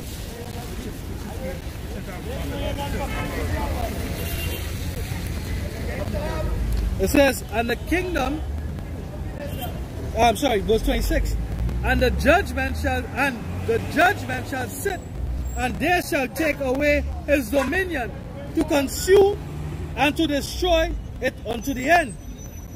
And the kingdom and the dominion and the greatness of the kingdom under the whole heaven shall be given to the people of the saints, and the Most High, whose kingdom is an everlasting kingdom, and all dominions shall serve and obey him. Hitherto is the end of the matter. As for me, Daniel, my cogitations much troubled me, and my countenance changed in me, and I kept the matter in my heart. Right, so all kingdoms going to come together and serve that kingdom, which is what? We're talking about Israel. Jerusalem. Everybody go come there and serve that king. Yeah, and they can't force fit it like all these are trying to force fit it on Israel. The Israelites that in the land right now. Right. Because what? You have America sending the majority of their budget, of course, to Israel. You understand? But these nations, they hate Israel. Right? Palestine and all these nations, they hate Israel because they know that they are the fake Jews. Right. They're not the real people. Right? Turkey, all these bordering nations, they know that is not the real people. Right? They're trying to force fit the prophecies onto them. Right? But the scripture says, when power comes, when true power comes, all these nations are going to submit. They're going to come. The Lord said if they don't come and bring the tribute, right, we're going to withhold rain. You understand? So they can't force fit it. They're liars. You know? Yeah, they're deceivers. They go bow down before. Hey, you know the people go in the kingdom, right? You know the people go serve the Lord. You know the people go serve the Lord? They serve us. And they can't bow down to us. And that is how we go serve the Lord. Because we go be straight descendants of Yahweh in our time. So we pray to pray and pray to us. Come like intercessors for the Most High, like how the angels intercessors. The angels carry the message. We will carry that message to the Most High. That's alright. Go long, Elam, because Elam come and pay the dues. We're going to drop that message to the Most High and let him know. Alright. We're going to bless Elam because Elam blessing me now.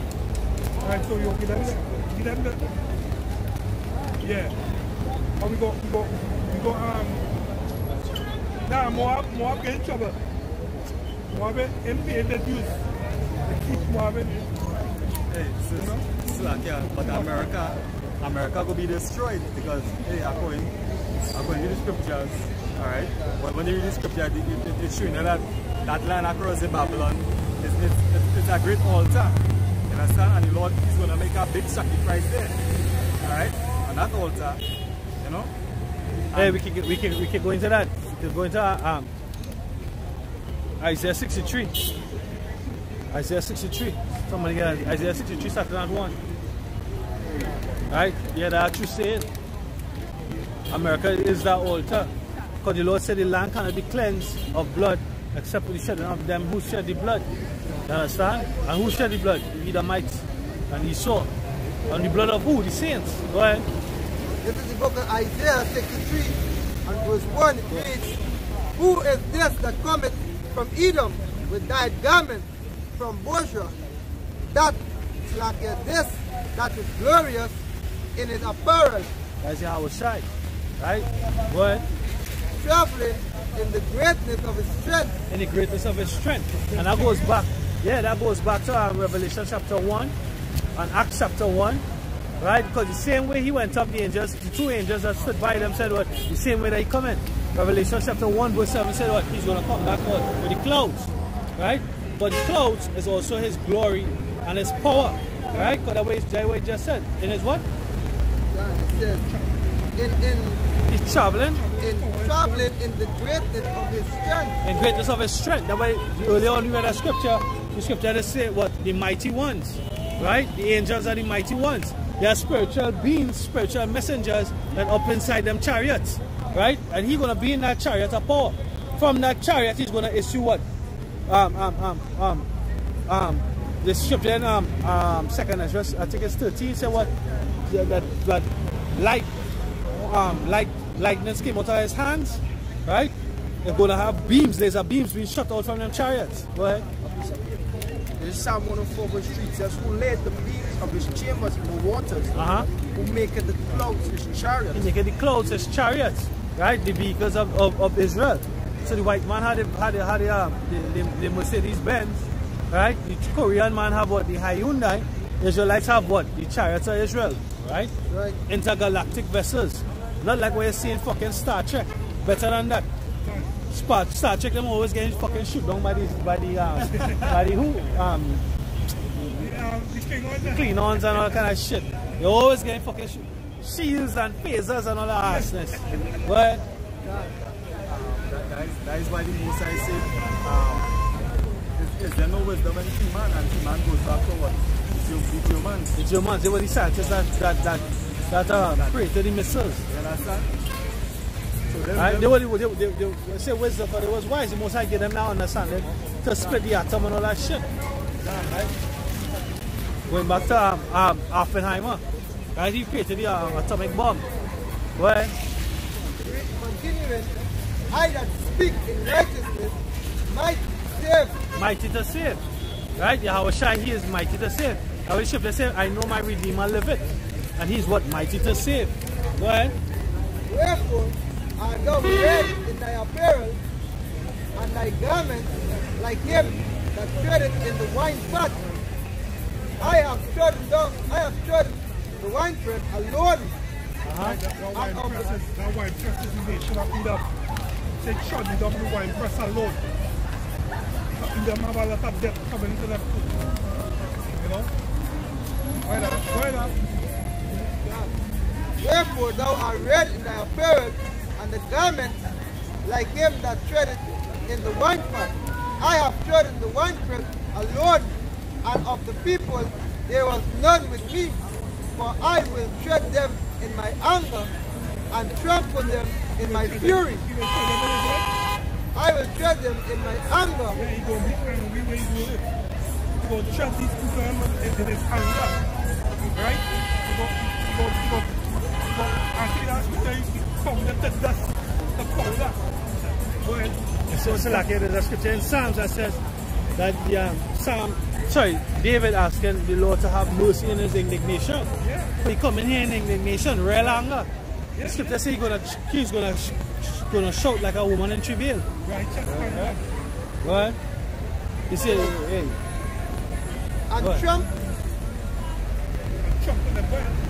And trample them in my fury. And their blood shall be sprinkled upon my garment. Right, that's how his garment will be red in the wine fat. That wine fat speaking about blood. Go ahead. Yeah, because when they're making wine in the ancient times, well, the real way to make wine is basically just a stump on the grape. Stump on the grapes in a barrel, right? And they put that to ferment. They stump on the grapes. It's not add no yeast and sugar. It's just a stump on the grapes and leave it to ferment naturally. Right? Go ahead. Okay, somebody bring Isaiah 34 and 5. Right? Because that Bozo represents our capital city in Edom. And that capital city of Edom right now is America. Right? So that's where the Lord gonna have a mass killing. Isaiah 34 and 5. Right, one time? Yeah, can. Isaiah 34 and verse 5, it says, for my sword shall be bathed in heaven. In what? For my sword shall be bathed in heaven. What? That is rulership. It's Esau's rulership. That's right. Right, the rulership, not ruling now. It says the sword is going to be bathed in heaven. Esau heaven is Jacob's hell. Right. Right. That was saying when they can make a holy kill, they'll dip the sword in water. Go back to the home, man. It says, behold, it shall come down upon Idumea. Idumea is the Greek way of saying what? Esau and Edom. And upon the people of my curse. Who's the people of his curse? Go back to Genesis chapter 4. Genesis chapter 4. Yeah, can. And the Lord cursed Cain. Right? You can start as 4:3, but it's Genesis chapter 3. That's all. Select it. Genesis chapter 4 verse. Bear in mind it says the people of my curse. Yeah, can. Which is 11. Which is Cain. Yeah. Start at 10. Start at 9. 9. Genesis chapter 9 and chapter 4 chapter verse 4 9. and verse 9. And Yahweh said unto Cain, where is Abel thy brother? And he said, I know not. Am I my brother's keeper? Yeah, this after. So what? This after he murdered his brother Cain, Abel, sorry, and then now he's lying to the Most High. The scripture say yeah, and is there any person as profane as Esau? You understand? Of his own self, right? Verse 10. He was a liar and he was the father of lie. Says, and he said, what hast thou done? The voice of thy brother's blood cried unto me from the ground, and now art thou cursed from the earth, which had opened her mouth to receive thy brother's blood from thy hand.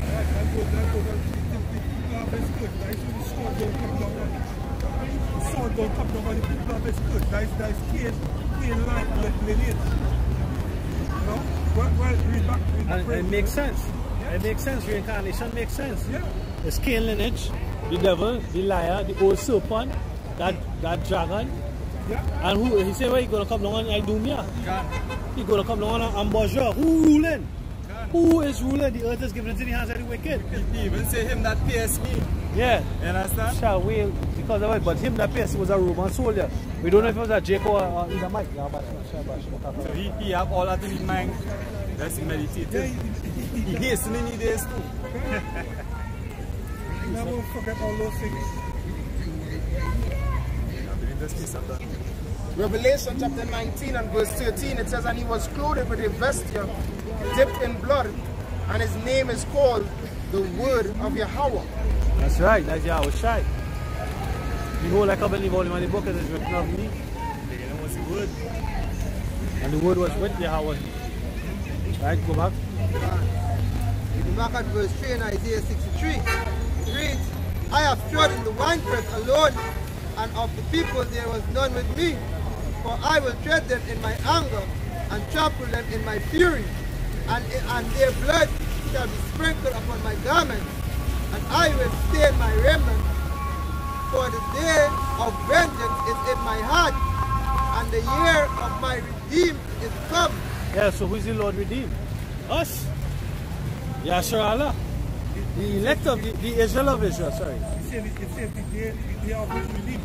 Of my redeemed is come. Right. That's the Right? That's the elect. Go as far as to say, that's the elect. Go ahead.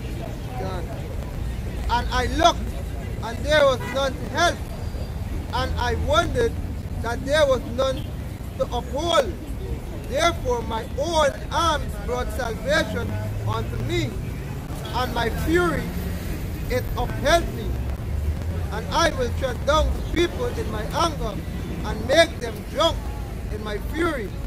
And I will bring down their strength to the earth. I will mention the loving kindness of Yahweh, and the praise of Yahweh according to all that Yahweh had bestowed unto us, and the great goodness towards the house of Israel, which he had bestowed unto them according to his mercy, and according to the multitude of his loving kindness. Just jump to verse 9. God, jump into verse 9. In all their affliction, he was afflicted, and the angel of his presence saved them. In his love and in his pity, he redeemed them, and he bare them and carried them all the days of old. Yeah. But Yeah, that's it. That's it.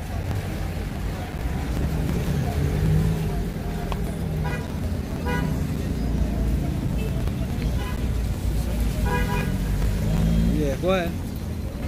The book of Matthew chapter 24 and verse 30, it says, and then shall appear the sign of the Son of Man in heaven, Zechariah 2 and 8. and then shall all the tribes of the earth mourn, and they shall see the Son of Man coming in the clouds of heaven with power and great glory, and he shall send his angels with a great sound of a trumpet, and they shall gather together his elect from the four winds. Gonna gather together his elect. So those of you who ain't offended, every time you hear Gms talk about the elect, let's talk about the elect. That's from the four winds. Yeah, from the four corners of the earth. Go ahead. From one end of heaven to the other. Right, one end of the heavens to the other, because this heavens is talking about here on earth. Somebody happens here talking about somebody rulership, somebody ruling. You know? Jumping up to verse 37, but as the days of Noah were, so shall also the coming of the Son of Man be. Right, I know what's going on Noah, read on. For as in the days that were before the flood, they were eating and drinking, marrying and giving in marriage. Right, that is, they were having a good time. Just like now, everybody having a good time. Everybody drinking up there, everybody lying there, they just want to have fun, they just want to hang out, smoke a cigarette, smoke a weed. You know, drink on the rock, like I said, it's the same thing. God is going to repeat and do the same thing. It says, until the day that Noah entered into the ark, and knew not until the flood came and took them all away. Most are going to send that flood and take everybody. It says, why is you all enjoying yourself? Hey, that is the spiritual literal also. People can be real liking this, eh? You know what I mean? And when the Lord come and you all people know the Lord come. You know what I mean? You know it might have a big chance in the sky, everybody. Because he's bad drinking, like I said. And that at this time getting dark. And you still liking yourself. You know, hey, judgment time. Well, It says, so shall also the coming of the Son of Man be. right. Then shall two be in the field, the one shall be taken and the other left. Two women shall be grinding at the mill, the one shall be taken and the other left. Watch therefore, for ye know not what hour. That one taken, it's kill. It's like, yeah, it's when them pastors in them church and I'm talking about they go disappear now. You know, the elect, the rapture. Yeah, They like to quote that scripture. I don't know what rapture they do there in that thing. They say you'll be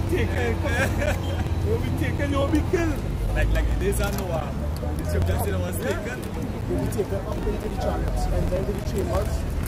Then they are going to go, the ones that left. The ones that left. The ones there, right? Then will be That's what they talk about. Talk about those that will be killed.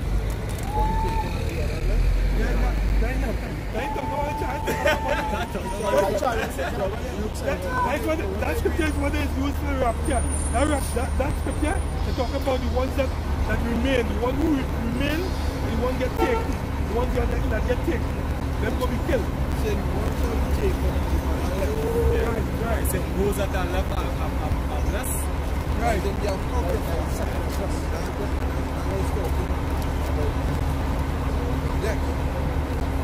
This year, when I read it, the chariots come, and then shall two be one taken on the other left. So they get taken off the chambers, and then the chambers, and then I will be left on the earth to destroy it. The book of Luke chapter 17 and verse 34. It says, I tell you, in that night there shall be two men in one bed. The one shall be taken and the other shall be left. Two women shall be grinding together. The one shall be taken and the other left. Two men shall be in the field. The one shall be taken and the other left. And they answered and said unto him, Where, Lord? And he said unto them, Wheresoever the body is, thither will the eagles be gathered together. So what the body is, the body. Right? The body is the elect. Like a carcass on the ground, like the body. And you have the eagles, like you have a dead carcass on the ground, and you have a set of cobos who are come and surround the eagle, or the dead body, the carcass. Alright? To come and eat the prey. I will go on the chariots with the elect. Whatsoever the body is, so shall there will be eagles represent the chariots. And the body is the elect. And chariots will not come to the elect. Wherever it is. That's right.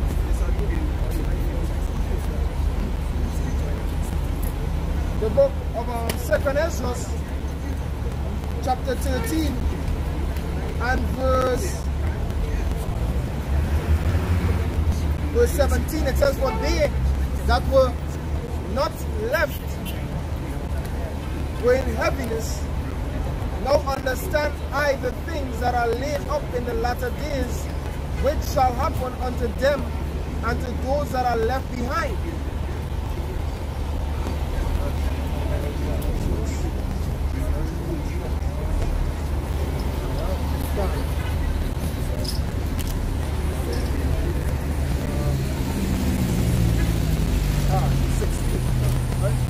In the book of 2nd Ezra chapter 13, I started verse 15, it says, Shew me now yet the interpretation of this dream. For as I conceive in my understanding, woe unto them that shall be left in those days, and much more woe unto them that are not left behind, for they that were not left were in heaviness. Right? So that was going on, that was going into the elect remaining. Meaning like the destruction come and the elect remain. How they're going to remain is by being abducted into those chariots. Come ye enter into the chambers until the indignation thereof be overpass. And to get this piece up as well in Sirach. Sirach chapter... That goes back to how what went on with Noah. the ark. So when he see the angel at that pass, and his son Noah and his sons, and his sons and their wife, they bring back everybody that's gone. They were left behind. This is the Sirach 44:17. Its Lord was found perfect and righteous in the time of wrath. He was taken in exchange for the world. He was what? Taken in exchange for the world. If they say one shall be in Luke 17 and in Matthew 24, one shall be taken. He said he was taken. Well, therefore was he left as a remnant unto the earth when the flood came. Right, and he was also left. Is according to what? The context. Alright, he was taken and he was also left as a remnant. He remained. He survived. He resided. And that's where the elect is going to be in the time of the destruction. Alright, they're going to be the remnant. He remained. Now, if they talk about the remnant soil and they were fighting. You know, but they're going to be in safety. Because deliverance is only for the elect. And he wants to hear that the outside Israel. Alright, that is who deliverance is for. The rest of people are going to be left behind. They're going to be what? Go on to them. They're going to be in heaviness because why? They're going straight into slavery. These elite who planning to go in the bunkers, you know. These rich ones who planning to go and hide under the rocks of Carmel, you know. They're going to be taken first class into slavery. Because why? They live it up on this side. Won't you receive your consolation on this side? They spoiled on this side. They dealt treacherously on this side. So guess what? In the kingdom to come, they're going to be dealt treacherously with. Alright? When the men of the Lord, New Jerusalem, comes back down to earth, it's going to start. Alright, the hardcore slavery, they're going to have to build up our walls. As the scripture says in Isaiah. They're going to build up our walls. They're going to build up our kingdom.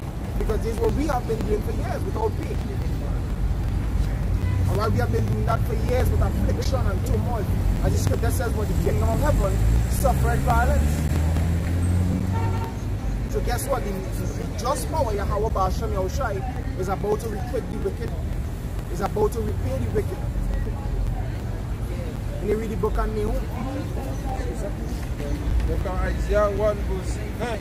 Does accept Yahweh Ba'ashem Yahushai of course had left unto us a very small remnant. We should have been as Sodom. We should have been like unto Gomorrah. Yeah, we should have been destroyed. If the Most High didn't reserve his men, we would have been no more. The redemption of Israel wouldn't take place. But the Most High reserved men, as he told is Elijah? Elijah. He told him, hey, I reserved 7,000 men who have not bowed their knee unto Baal. You know, that is the remnant, that is the remainder. Because all the rest of people in this world, they're under what? This system, this vibration. They're drunk of the wine of the fornication of Esau. They're drunken. This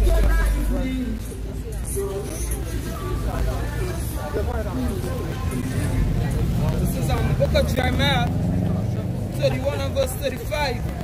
It says, thus saith Yahweh, which giveth the sun for a light by day, and the ordinances of the moon and of the stars for a light by night, which divided the sea when the waves thereof roar. Yahweh of hosts is his name. If those ordinances depart from before me, said Yahweh, then the seed of Israel also shall cease from being a nation before me forever. Thus said Yahweh, if heaven above can be measured, and the foundations of the earth search out beneath, I will also cast off all the seed of Israel for all that they have done, said Yahweh. That's why he's not trying so hard. With all his science, his mathematics, his technologies, he's trying to measure these, he's trying to accomplish these things, which he cannot. Scripture says the Most High set a bound, his bound that he cannot pass. The Most High gave him tasks that he cannot complete. So guess what? The nation of Israel is going to always be the Most High people. That covenant that the Most High made with the children of Israel, it stands. It's a short thing. And guess what? He's going to make a new covenant. A better one. A more improved one, which we're heading into. Where the law is going to be within our inward parts. So guess what? What that means is no more slavery. No more sin in the nation of Israel. Alright? And it's going to be what? All righteousness. And righteousness is immortal. So guess what? The kingdom of Israel to come after this so-called kingdom, after this so-called empire, the kingdom of Israel is going to rule forever. Alright? The nation of Israel is going to be established on the top of the rest of nations, where it's supposed to be. We are the princes of the power. Israel, Yasha Allah. Alright, we are the Most High's apple, the apple of the Most High's eyes. The rest of nations, he didn't deal so with them. He didn't give them no laws. He didn't give them his words. Alright, he didn't give them his promises. And you read Romans 9. The promises, the glories, the giving of the laws, the covenants. It was given to the children of Israel, which are you so-called blacks, Latinos, and Native American Indians. Hebrews 8 and 7 forever. 6. Hebrews 8 and 6. But now hath he obtained a more excellent ministry, by how much also is the mediator of a better covenant. A better covenant.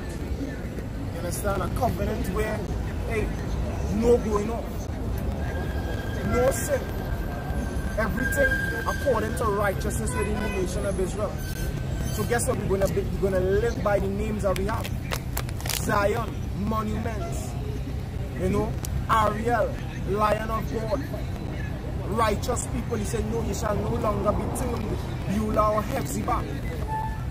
You know, we're going to put on those garments of royalty. Alright, we're going to put on those garments of beauty, which is the laws, righteousness. We're going to shine. That's where the new covenant is. We ain't gonna have to come out here and teach and call it to our people and go back and forth, keep the law, grow your beards, stop eating pork. That ain't gonna happen. Our people are gonna be with the program. We're gonna be programmed in righteousness. Alright? And we're gonna rule over these nations that they just ain't gonna get. So guess what? In the kingdom to come, there's gonna be a continual ass whipping for these nations. A continual correcting of these nations. Forever. We're going to be rulers forever, and this is what we're telling you as a so-called black man. Forget the temporal things that are here and think about ruling forever. Why don't you sit down and think about that for a minute? Think about ruling forever for a minute. And this is what we're presenting unto you here. Eternal rulership. And all it takes is this sacrifice. All it takes is coming back to Yahweh Ba'ashem Yahushai, forgetting, neglecting things of this world, and being done with the program of Yahweh Ba'ashem Yahushai, which is to keep the laws, commandments, and statutes, and preach this word. It's simple. Scripture talk about the simplicity of Yahweh Shai. See, what's going on with tutors or people, they don't have a blasted vision, they have a career. And the thing about a career does jump short. You understand? But if you have a vision, right, it goes fast. Just like how the Most High had a vision, and he put things in place, because the Most High is eternal. A vision will be eternal, right? But you see Jake so caught up in being the least out there, they're so caught up, but working for people, they don't have that rulership mentality. You understand? Down to the men, they're so effeminate about a man and a woman basically equal, but yet you'll come to say that woman vulnerable and this, that. You understand? But yet, all is still classed. So like if they're equal, man and woman can never be equal. Look, the men, right? Isaiah 3 and 12 say, as for my children, can't get I can never be equal to a woman. Man have to learn to put their foot down out here. You understand? But nothing but fools. Jake don't have no vision. Alright? But the book of Isaiah chapter 3 verse 12. As for my people, children are their oppressors, and women rule over them.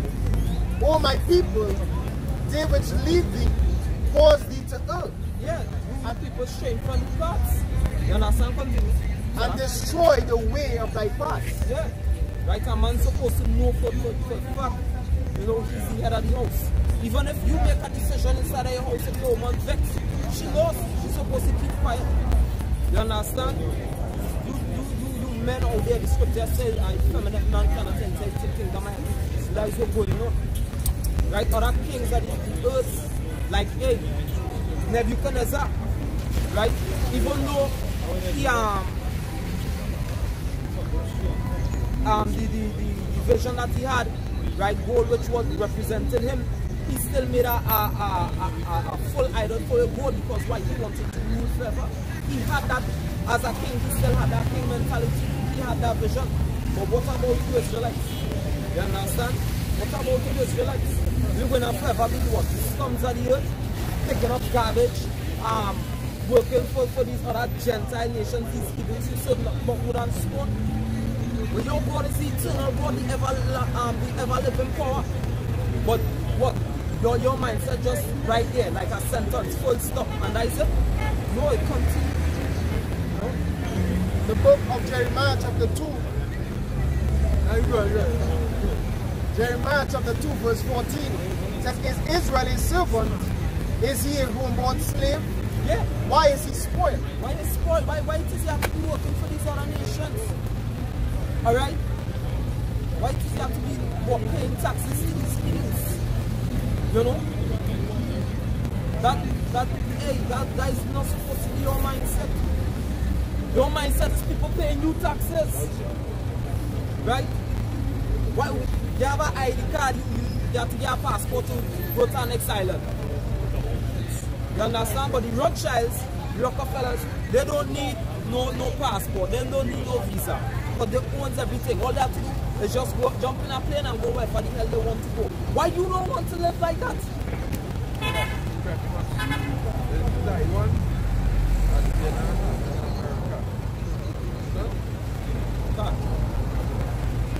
This world was not created for the heathens to live large. This world was created for you Jakes to live large. But the thing is, they come with a price. You understand? But that's the thing about you Jake. All you don't want the price to pay. You just want hand me down. You get easy. Things don't happen easy. You have to work for it. Right? You people, as me and brothers was going down in the car basically blazing. Alright, in the bus yesterday blazing. Alright. The mentality that you Jakes have is just to what? Sin. You understand? And expect the most high to move it. The scripture said, Genesis 4. Yeah.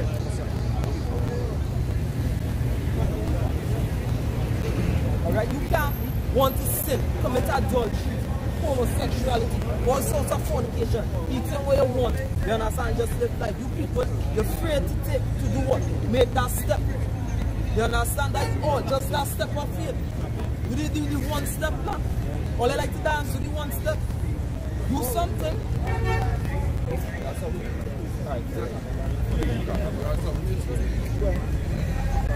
Isaiah 30:12 says, wherefore thus saith the Holy One of Israel, because ye despise this word and trust in oppression. The doer? And trust in oppression. That is why you people want to go back to Egypt, trust in oppression. I'm going to make my little eggs, yes, and just settle for that. $150 a day and settle for that. You understand? Hey, you're supposed to have something like a bank in the next country, just like what the Rothschilds. You're supposed to have governors set up in our land. You understand? That is the kind of mentality you're supposed to have. You understand? Right. And trust in oppression and perverseness and stay thereon. Trust in perverseness and forwardness. You understand? That's what you people love. Let me go and party, yeah? What the Hennessy? Let me bring the cooler. Let me party. God, watch that girl, look how she just did. Not even supposed to. You're supposed to be upset when you're just seeing your woman dressing so. But all the respect, all they don't respect women from the time all their woman dressing like harlots in the streets. All they not looking back at these women, all about love women. I love. You people don't understand the true definition of love. Love is discipline. You understand? There we are. The book of Genesis chapter 4, starting at verse 6, says, and the Lord said unto Cain, why art thou wroth, and why is thy countenance fallen? Yeah, why you vex when somebody coming out here and correct you? Alright, because that is when coming out here to Isaiah 58 verse 1. The top that voice like a trumpet spearing up, you know, spearing you feel people feelings. Hey, we coming to tell you as it is, boy. All you're doing wrong in the eyesight of the Most High, boy. Men supposed to be men out there, women, so all they have a big role to play. In a sense, all they're supposed to be serving the men of the Lord. That's right. Everybody just wants the, this world just full of malfunctions. And the Most High coming to delete it. He's the creator and he's also the destroyer. He not like these other gods. One God is the creator, one God is the destroyer, and one God is to keep it. No, the Most High is the balance. He governed the whole world with the palm and hands. But right now all they're doing wrong, so guess what? It's instant block and delete. Men calling themselves world boss and all kind of, but the Most High is the universe boss.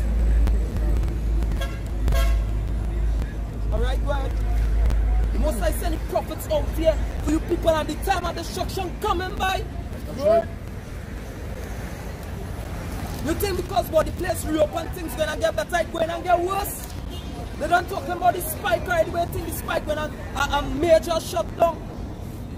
The RFI, the chip which is the mark of the beast, and the elders out here since 1970 telling all the people the shit. That's right. The right in tongue. Hey, before it happen, men say, hey, you know what going on up? Just now these gangsters going and link to what the police and what happened. Rasta City and Muslim link. Can hey, they was beefing. You understand? Two men end up getting upset with one another, and the boss and them call, hey, all the over start beef, you know, warring each other, but warring the police. How long we telling all of that? Look, it happened. The Most High will not put the prophets to shame by this place going and be destroyed by ICBM, nuclear missiles by. That's right. That's right. Alright? Time for you Israelites to wake up. Right? Verse 7 it says, if thou doest well, shall thou not be accepted? If thou doest well, shall not thou be accepted? Stop sinning. Go back to the books, read something. Other than just going on social media and studying foolishness, folly. Board at home dance and this challenge and that challenge. Hey, again, all their challenge. Read that script here, their challenge. Hey, Christians just only say that chapter they keep the devil at it. And that is the thing. When you actually go into the understanding of that particular proverb, it makes sense. A chapter there will keep the deceiver away. Because why you're actually building up them building blocks away from the dark side of the enemy, right? Exactly. Learn, as I was saying earlier on. And somebody just said that seek out the Father and see what's wrong with them. Scripture says seek out the whole age. Jeremiah 6:16. You know? But finish the yeah. Genesis 4:7 it says, and if thou doest not well, sin lieth at the door, and unto thee shall be his desire, and thou shalt rule over him. You understand? Sin lieth at the door, and the wages of sin is death. That's right. Alright, the wages of sin is death. And 2/3 of our own people are going to be cut off from the land and die. Alright? The Most High going and bring the angels to reap. And trust me, men going into the wine press. Hey, we don't want to be in that wine press that you have to hear about Shamil Shai. That is why we're behind here. That's right. The scripture said, he that dwelleth in the secret place of the Most High shall abide underneath the shadow of the Almighty. I will say of Yahweh Shamil Shai, he's my refuge and my fortress, my power. Him will I trust. The Most High will be a shield and a buckler. That is two walls of defense.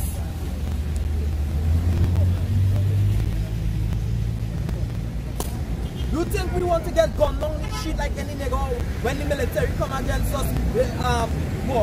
Just so we fall defenseless? No. If we have to die, we pray Yahweh Shem El Shai name, right? We die a prophet's death.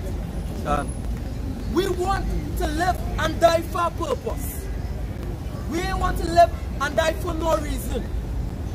We ain't a lawyer out here with the laws of the land dying for no reason. Say you're building a career out here, dying for no reason. Being a Christian and dying for the name of Jesus Christ. Trust me, you're dead for no forgiveness. Your whole life was vain, void, empty. Some of you people matters for Allah Rakbat. A fucking whoever big stone in Mecca. Alright? You people don't use this by.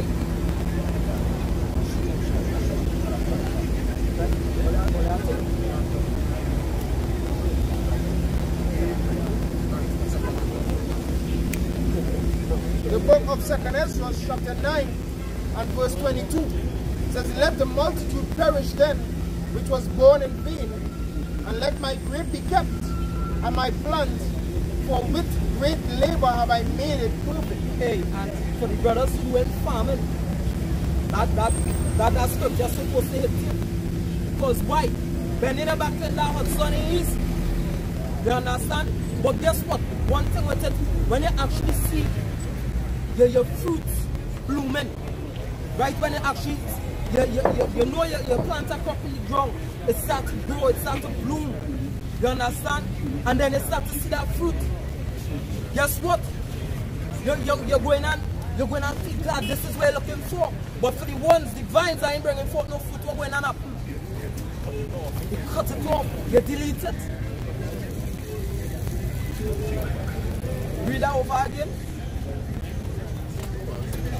The book of 2nd Ezra, chapter 9 and verse 22, it says, let the multitude perish then, which was born in vain. Yeah, all of you jakes that was born but you're producing no fruit, which is what? Righteousness of Yahweh Shem Yahushai. Faith, the keeping of the laws by faith. You understand? True judgment and justice. That is the fruit that Yahweh Shem Yahushai looking for. There, Jeremiah 9 and 24 from the Babakosha. Jeremiah chapter 9 verse 24. He said to who we were looking for as well. Justice, judgment, truth, and faith. Romans 14 verse 17. It says, for the kingdom of God is not meat and drink, but righteousness and peace, join the Holy Spirit. Righteousness and peace, enjoying the Holy Spirit. Right, to rejoice in the presence of Yahweh Shem Yahushai. Make sure everything in order, because the Most High is about our balance. To keep everything on a righteous scale. Never toppling the balance. You understand? That is what the Most High looking for. That here in Jeremiah 9. Jeremiah 9 verse 23 it says, thus saith Yahweh, let not the wise man glory in his wisdom. Let not the wise man glory in his wisdom.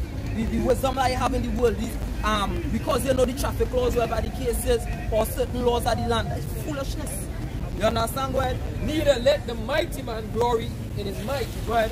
Let not the rich man glory in his riches, but let him that glorieth glory in this, that he understandeth and knoweth me, that I am Yahweh, which exercise loving kindness and righteousness in the earth. For in these things I delight, saith Yahweh. In those things Yahweh Shem Yahushai delight. In judgment and truth. Right? Not sending a man to jail for how much years just for a piece of weed. You understand? Not letting murderers go free. You feel if the laws of the Most High was establishing the earth, that kind of execution that took place, you think that happened? As the big brother said, even though they probably murder police officers, those fellas are murderers, but still all they set a law in all the constitution that what all they're supposed to take in somebody, try them, you understand? And then if they be found guilty of the murder, put them to death. You just don't put men on the ground and rat-tat-tat-tat-tat-tat. Because of what I blasted emotions.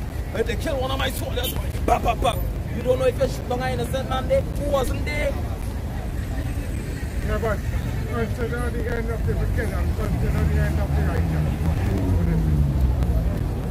Okay, guys, like the situation with I think it's Ashel and Abner. Alright? Now we'll go on Abner, one running free life. And I tell him, hey, this Ashel is saying, hey, stop calling me. But turn and go to the left hand to the right hand, just leave me alone. And every time somebody speak and kill him. But then what happened is you are paying to death. So then who was the guilty one? Like he said that the police, suppose the police now kill somebody close to the guys, and they took retribution upon themselves and take the police life. So then who just? Who just? They will say the police not just because they kill a police or what the police life. Sirach 16 verse 26, it says Yahweh. That's why all them things happen around. Because the scripture says right judgment does not go in court. Right judgment does not go in court. Because if you keep doing all these wickedness, then who right and who wrong? If you do it, as the scripture says, when we do evil and good may come. If you're doing evil and good may come, then you're not really setting an example. Because you're setting laws and you're acting as though you are laws. Saying that we have freedom of speech and expression, but then you're distressing people and expressing themselves and the discomfort. So it shows that we basically don't have freedom of speech. We're still in slavery. Understand? We're still in slavery. Sirach chapter 16 verse 6 and 26. And if I might say this, they look at us like we are the antagonists of this whole story, but the real antagonists is the people that set the standards. Because as the scripture said, they don't even raise one finger to the laws that they give. You understand? Because if you check it, when somebody is, according to the law, is innocent until proven guilty, but as long as your name calling something, they're locking up. And you could be locked up for 10 years until the trial happen unfinished and say, well, I know what you're really innocent. So then what happened to that 10 years in your life they just lost out? But if you notice with people with politics, if they get caught up in any crime or whatever the case is, all of a sudden they're sick and they go in the hospital and they're all good, they're outside. Like if they get locked up. Like if they get locked up. When they get charged with something, like this woman. This woman, Mali, all of a sudden she had to go with health issues. She had to go in the hospital. But let that happen with anybody else out here now. They say you can make jail, so they give him house arrest. Hold to make jail, so they give him house arrest. Say told to make jail. There's a show here. There's a judgment, you can't just keep going to that from them and start getting exempted. It's a jail. You stab up in jail. You understand? And a doctor have to come and sit down in that jail. You understand? Or they'll carry a police to escort it in the hospital. Look, handcuff it to the bed. You understand? And when time the prison van ride it to carry us back in prison. So the kind of thing is that nobody's supposed to be above the laws. And actually, the scripture said the Most High put the word above his name. And every word that proceeds out of the mouth of the Most High is actually a commandment or a law. Because he's what the strong authority. So every word that he says is supposed to be executed. You understand? So if you put the word above the name, he won't go against the laws. Make a diligent imposition. The laws concerning the laws. Now they're supposed to do all the elders come. Basically, don't have it like that anymore. As you don't want to.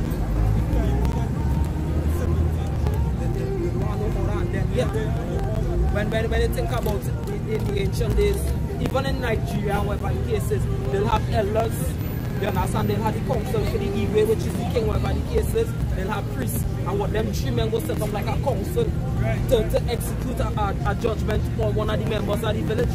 With that in Trinidad, where the priests study money, the prime minister study money, everything is the GDP, the economy. But what you don't understand is if you keep laws and righteousness inside our country, the more size you want to win and build the economy. You go in and let the earth blossom, go in and bloom, fruits go in and increase. But if you're not keeping those things, you pollute and you murder and innocent blood touching the land. What going on up? Every minute you're fighting the economy, they have to open jobs, they have to do this. So that you have to say something now. Well, the next thing is they don't give any notice. But the law says you're supposed to have it. When they give any laws, they for the priest. They don't do that. They do think that's what they're there's a bunch of hypocrisy now, right? They put it under the Bible, but then they're not following the scripture. They're following your own ways. You know? Let's go and do the right. Yeah? Read the right. But the scripture tell you how they use to put on judgment.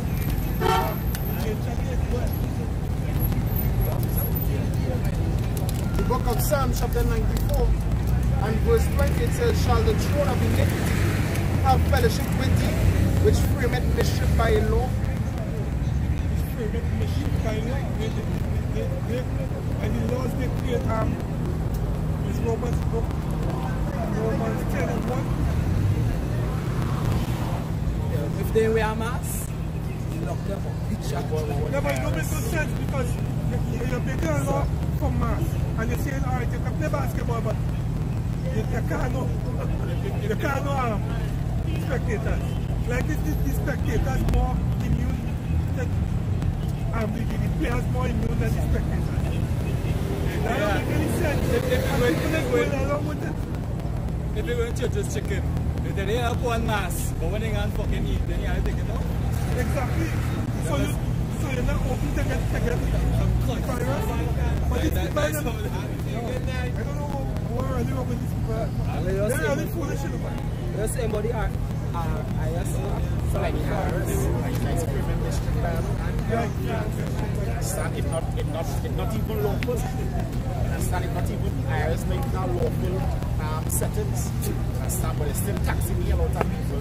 And if you don't pay it, you're locking up. Yeah. If you don't go along with what the government says, the government, they're charging you still. And they're creating laws right on the spot for you. Insurance, I'll always talk about that. You're paying car insurance. Like you buying a car and paying to rent it. It's to rent it. Because insurance is dead money. Insurance is dead money. You get back insurance.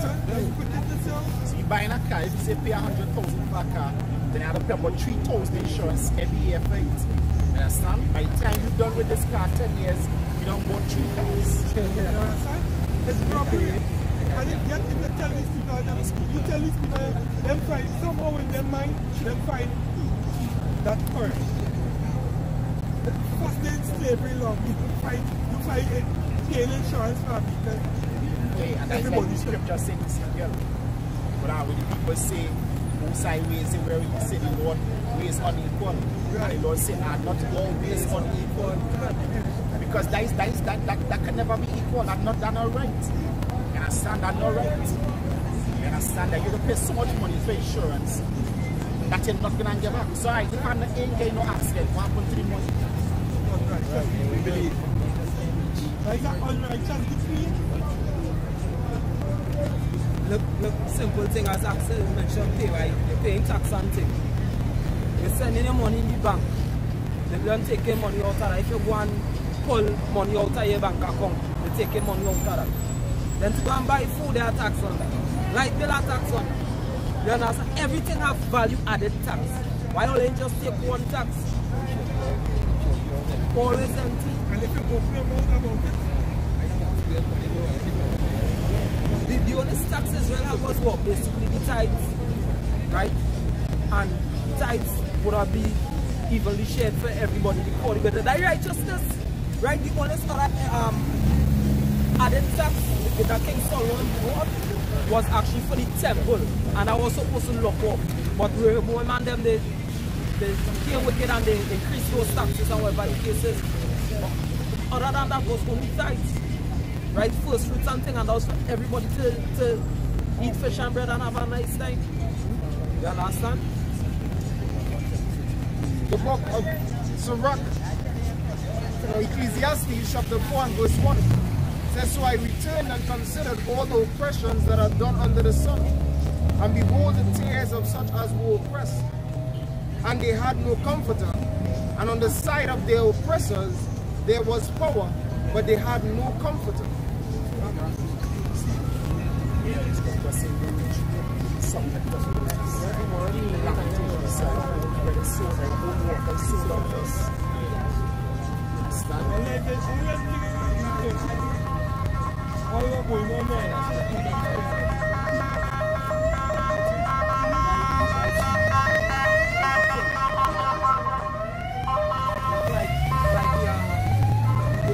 By the brother and take it. Say, boy, I can only 5 pieces of gold here now, eh? That's it, chill, and it's yours again. The government born on that, like,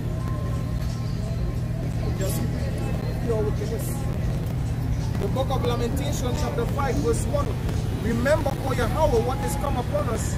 Consider and behold our reproach. Our inheritance is turned to strangers, our houses to aliens. And this is what I was saying earlier. I want to share from the topic, but I was saying that people don't consider and look back in the past to see what happened. Why did those signs feel must be so wrong? Go back and go back and see. Consider your ways of your forefathers and see. Read back and Lamentations chapter 5 verse 1. Remember, O Lord, what has come upon us. Consider and behold our reproach. Our inheritance is still to strangers, our houses to aliens. We are orphans and fatherless, our mothers as widows. We have drunken our water for money, our wood is sold unto us, our necks are under persecution.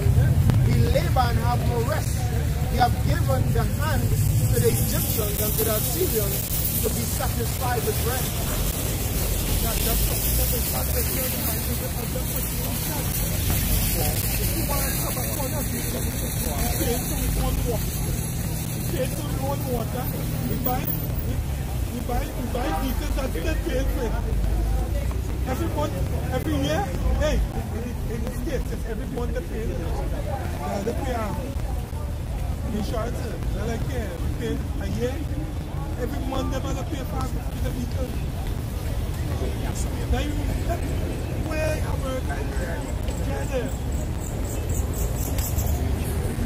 the book of Isaiah chapter 42 verse 24, who gave Jacob for his the book of Isaiah chapter 42 verse 22, but this is a people robbed and spoiled. They are all of them snared in holes. All these systems that are set up, it's snared, it's holes. That is the holes. All these systems that are set up here, it's subject. That system, one system, it goes back to the one pit. Now pit is a trap. Go ahead. It says, and they are hidden prison houses, they are for a prey and none deliver it. I said this, I was actually watching that video the other day, and I remember, but it was in different states, and people police come together from different states, and what it was actually saying that, you know, the precinct might lie and say that it don't have a quota, but when the officers come out and say that it does have a quota, that if you don't pay the quota for that month, they're going to actually put pressure on you. You understand? So it's actually just have to go out and just make a rest.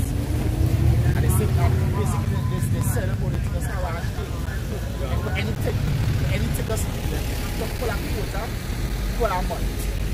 So you have to have a certain amount of rest in that month. So it's like by the CJ just being harassed, you don't know what I'm told. And the other day a man get arrested on the subway. And next man, the other day they should get relics for walking on the wrong side of the road. You understand? And next man, they put me in the hospital for just standing up in front of a business place. You understand? I wish people just say rob and spoil. And how we rob and spoil? We rob and spoil by pumping what? Taxes. You understand? For paying taxes. You understand? You're working hard, don't pay this. Bring out truly. Them taxing you before you get paid. Because the money that you getting paid, I'm sure that is like, alright, they're supposed to pay like 300 a day for a certain job. They pay you 200 a salary, that is a wage. But then guess what? They tax it up to $100, and then they come in and tax it with they don't receive again. And then when you don't get taxed on that, you get taxed on the food and everything else. You understand?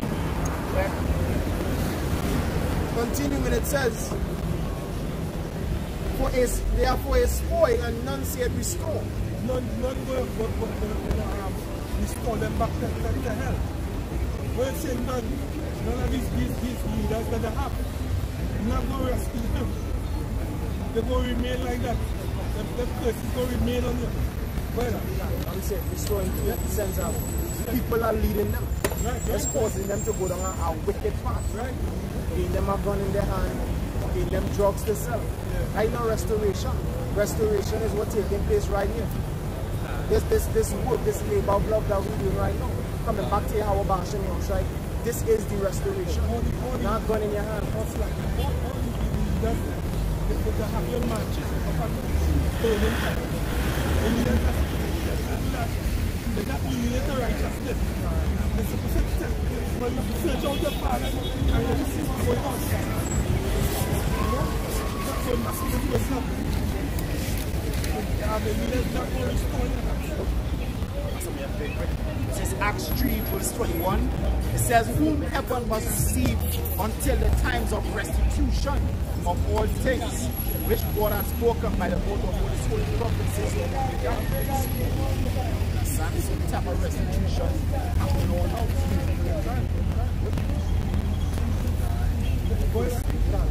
Continuing, it says in verse 23, who among you will give ear to this? Who will hearken and hear for the time to come? Who gave Jacob for his spoil and Israel to robbers? Government is like the base, like the biggest amount. Government. And started robbing you without a gun. What's the thing? I ain't even talking about the pastor because pastors don't rob nobody. They give everyone. But the government is the biggest robbers out there, the biggest criminals. Who gave Israel that? Who gave Israel that?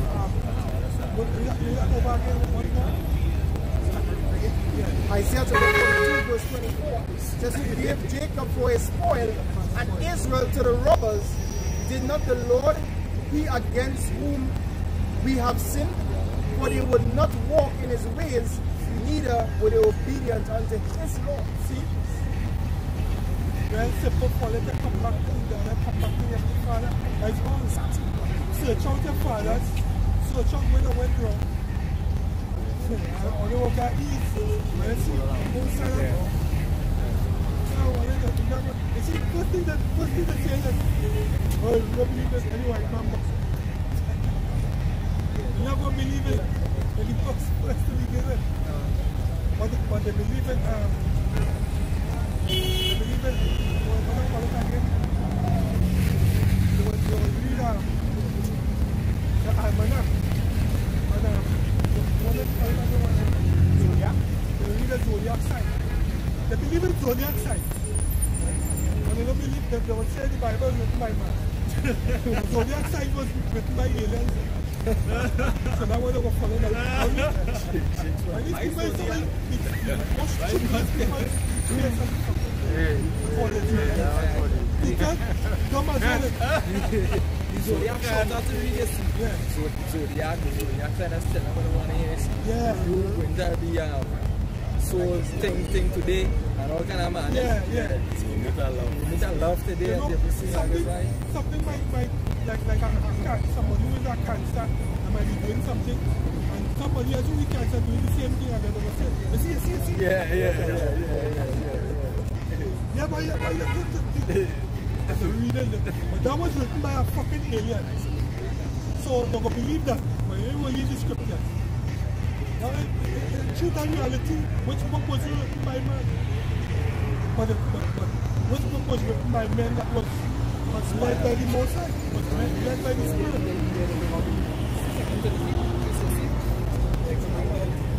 Right, because wisdom, the scripture said that wisdom the Most High is that breath, right? And if somebody could look up the word inspire. Word inspire goes back to breath. So when somebody say they was inspired to do something, and at the top, I was inspired to do this painting, brilliant tribute down to spirit that was like happening on that post. Inspire. Right, you can inspire. Yeah. Right. So that guy scripture says she's the breath of the Most High, and as I said, the Hebrew word for wisdom goes back to karma, which is heat. Everything is heat, and wisdom actually is heat. You understand that breath of the Most High. When they actually put two and two together.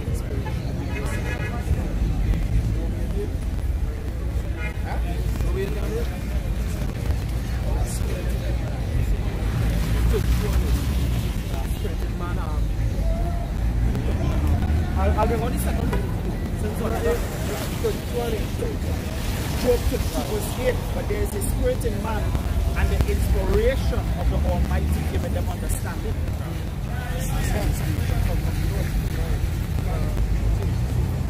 From the time somebody said they was inspired to do something, it was the Most High. Even if it's like 8 years. Simple as that. Proverbs 16:1, the preparation of the heart, the man, and the answer of tongue is from the Habash shall. The scripture says, oh Lord, I know that the way of man is not in himself. It's not in man to direct his own steps. The scripture said, I think it's in 1 Corinthians 3:19, you are not your own. You are bought with a price. So you are not your own. Once someone understands that he's not in charge, he's supposed to understand he's not in charge of yourself. And shouldn't. Okay. I get to watch it and then watch it.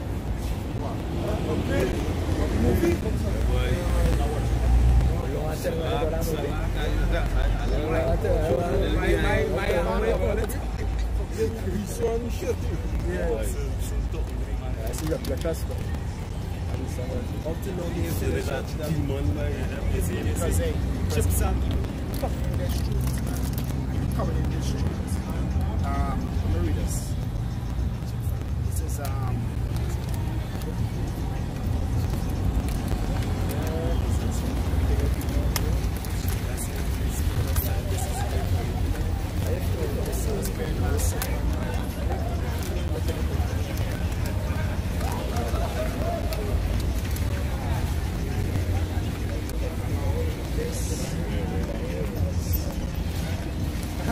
I don't think people serious again when they come back.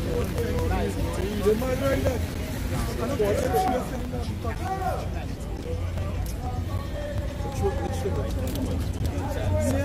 All the books that you was in school with, like I alien writer. I don't take it serious no more. When it's at 316, which is 21 while the inspiration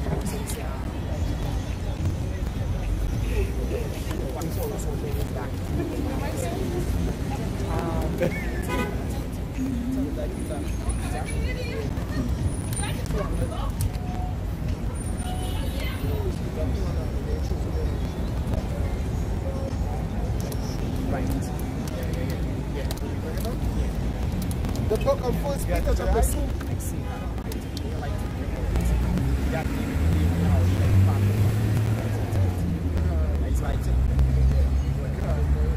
First Peter chapter 2 and verse 9 it says, but ye are a chosen generation, a royal priesthood, and holy nation, a peculiar people, that ye should show forth the praises of him who had called you out of darkness into his marvelous light. Yeah, so it's coming in this truth. You were called us. You were called. Understand? Just like the Lord said, marvel not that we are that this place are subject unto, but marvel that your name written in heaven. And then he said, have I not chosen 12 of you, and one of you is a devil? Understand? That was Judas Iscariot. Judas Iscariot chose to be a devil. They said what that is scriptures might be fulfilled. Understand? So we are helped. Everything was according to the Lord's plan.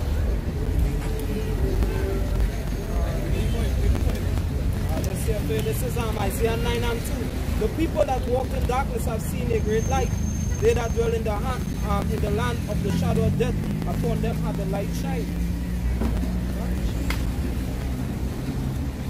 Those that that land I feel like that they come They like Adam. They just see Adam being used to go. I was called by the prayer of the Son. left up to Adam alone, Adam would have stayed righteous. But the creature was being subject to vanity. The sense was all set up.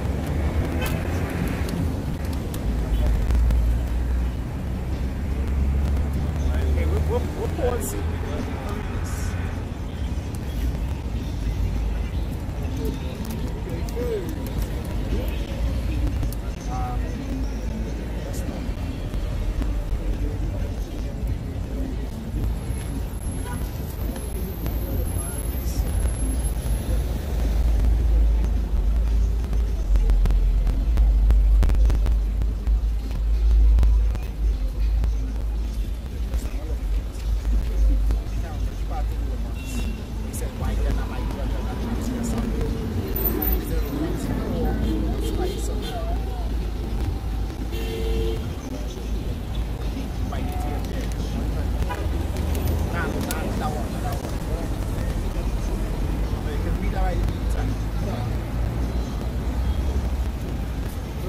Romans chapter 9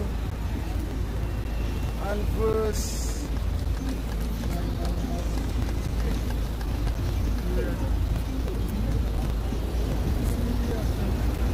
start at verse 16. It says, so then it is not of him that willeth nor of him that runneth, but of power that showeth mercy.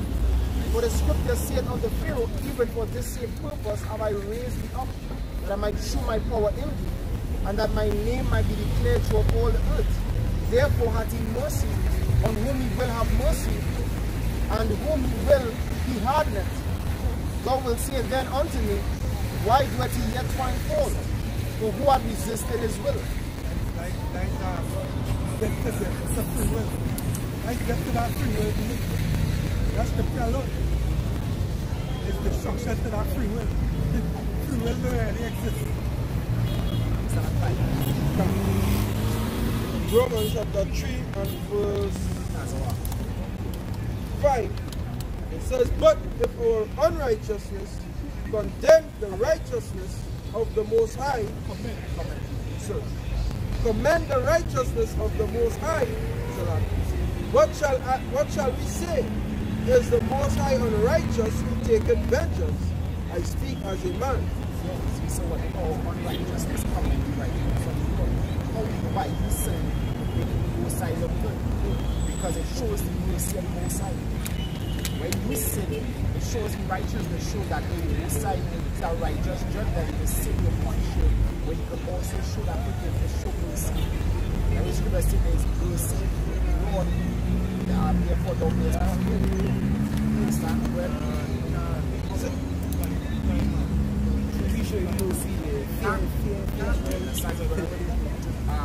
Who have said that this man is born like just Lord shows power. Yeah. But whatever the Messiah will appease that he did in it, not it.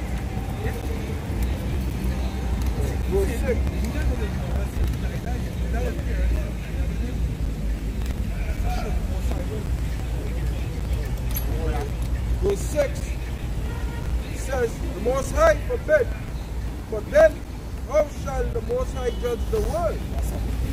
For if the truth of the Most High hath more abounded through my life unto his glory, why yet am I also judged as a sinner? Yeah, so for one to know if I judge them good by you, if you look into by the sin, why then am I judged as a sinner? The reason is because I'm not. But the Most High, I'm sure, he's a righteous God. And he will himself what? Merciful and righteous. So how are we going to show him qualities unless he's tested? That's right. You have to be tested. And we know that test subject. Beginning with Adam. That's right. Because when Ezra said, oh Adam, what was thou done? The son, Ezra, and he said, it was thou that sin and basically, like, you know, like, you catch back. Well, the book of 2nd Ezra, chapter 7 and verse 48. O thou Adam, what hast thou done? For though it was thou that sinned, thou art not fallen alone, but we all that come of thee. For what profit is it unto us, if there be promised us an immortal time, whereas we have done the works that bring death? And I said, we done the works that deserve death. But then we still gonna have our the scripture says, yet the end is full of immortality. And that just shows the mercy of the Lord. Israel is not forgotten of his word. Right. That one before? This is Job 13, verse 15 and 16. That is like me. You know what I like? That story explains that the Most High's mercy. Prodigal son. Prodigal son who wasted all the goods. You went away and the father received like them never left. And that's how the Lord gonna receive us like we never left. Understand? The scripture says you will return unto the days that the locust and the canker won't eat. Understand? It's like the shall stay because of all the things that God has pure unto us. But we did to receive all that to deserve that. We did nothing. But because I love and because of mercy, so the Lord showing us that He is merciful and this is the depths of my love. This is the depths of my love. You haven't chosen me, I have chosen you as well. The book of Hosea, chapter 13 and verse 9, it says, O Israel, thou hast destroyed thyself, but in me is thine help. Yeah, and I said, it means thy help. Understand? And but now when the scripture says, whom the Lord loved to chastise, even without chastising, then he says, now son, that's that. Job 13, 15 and 16. Though he slay me, yet will I trust in him, but I will maintain my own ways before him. He also shall be my salvation, for an hypocrite shall not come before him. Let's back up this. So Romans chapter 5, verse 17. It says, as of verse 16, it says, and not as is was by one man that death and sin, so is the gift. Now, I read over. It says, and not as it was by one that sinned, so is the gift. For the judgment was by one to condemnation, but the free gift is of many offenses unto justification. But if by one man's offense death reigned by one, much more they which receive abundance of grace and the gift of righteousness shall reign in life by one, Yahushua Mashiach. Therefore, as by the offense of one judgment came upon all men to condemnation, even so the righteousness of one the gift came upon all men to justification of life. So the Lord showed that, hey, one man may pull it over and one man gonna give it that right. That show that love. It says, for as by one man's obedience many were made disobedience many were made sinners, so by the obedience of one shall many be made righteous. Moreover, the law entered that the offense might abound. They already know came because Paul said they not no sin. I was alive once before the law, but when the law came, I died. And so because the law basically does bring death. It says, moreover, the law entered that the offense might abound. But where sin abound, grace did much more abound. There stands the Lord showing you, hey, I ran merciful by bringing in the law, because the scripture said what? He gave the commandments that he could not keep. Lord, what Israel was? He tell Moses, so it's a stiff-necked people. Lord, no Israel couldn't keep the laws. He says that as sin had reigned unto death, even so by grace reigned through righteousness unto eternal life by Yahushua Mashiach our Lord. Chapter 6 verse 1. What shall we say then? Shall we continue in sin that grace may abound? Yahweh forbid. How shall we that are dead to sin live any longer therein? So when they come back to your senses, you gotta look it up. You understand? Because the Lord showing you, hey, look how much of us was walking towards our death. And the Lord poured out that darkness and bring it. That is mercy. He didn't leave you nothing. The Lord said, not because he was the greatest of all people, why he gave you love. You understand? But because he brought to Abraham, Isaac, and Jacob, that was the Lord chose us. It had nothing to do with what he did in life. We did nothing. It had nothing that we did in life to end up here. All we did was be made from the beginning called you from the foundation of the earth. That is all. You were called from the foundation of the earth. You were chosen, select, chosen priesthood. You understand? Chosen, you were chosen from the foundation of the earth. It had nothing that we did. Because the brother just read in Romans 9. You understand? Not by work that any man should boast.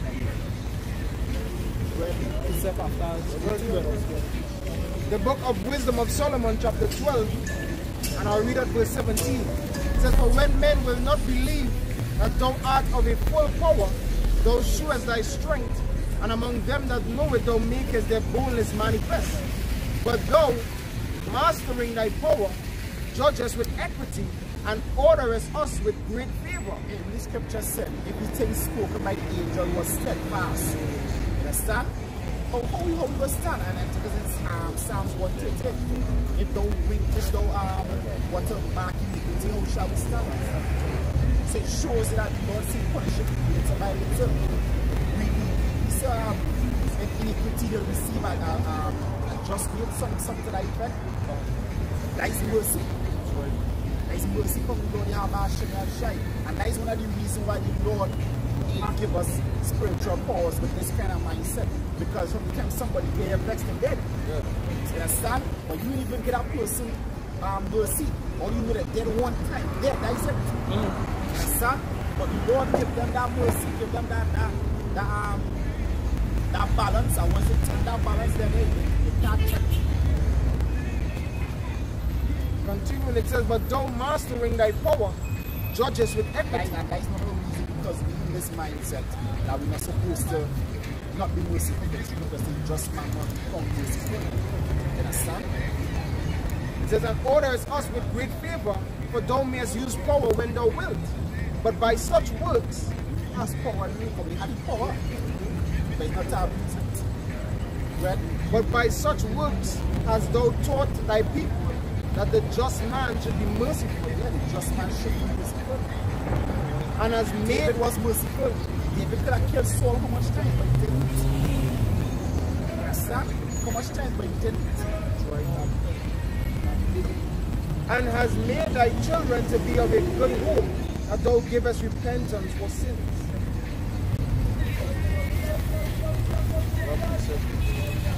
That is it. And that is one of the greatest gifts that the Messiah had given to Israel. Repentance. Not the fact that had the greatest gift. Repentance. Understand? Give us the time, the chance to repent, because hey, Esau in getting that. Gone. Esau not getting that. There's that gift. And repentance is that gift. You understand? It's not something to try to do, it's something to live. Repentance is our gift.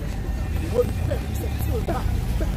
It's not just you just, Lord, you know, I messed up. Okay, and then tomorrow go back and nice to literally. Repentance is our mindset. It means that you're lazy, that's it.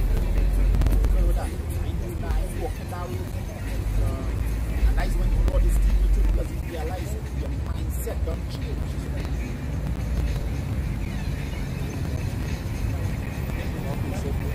Now, Psalms 78 and 37, it says, for their heart was not right with him, neither were they steadfast in his covenant. But he, being full of compassion, forgave their iniquity, and destroyed them not. Yea, many a time turned he his anger away, and did not stir up all his wrath. For he remembered that they were but flesh, a wind that passeth away and cometh not again.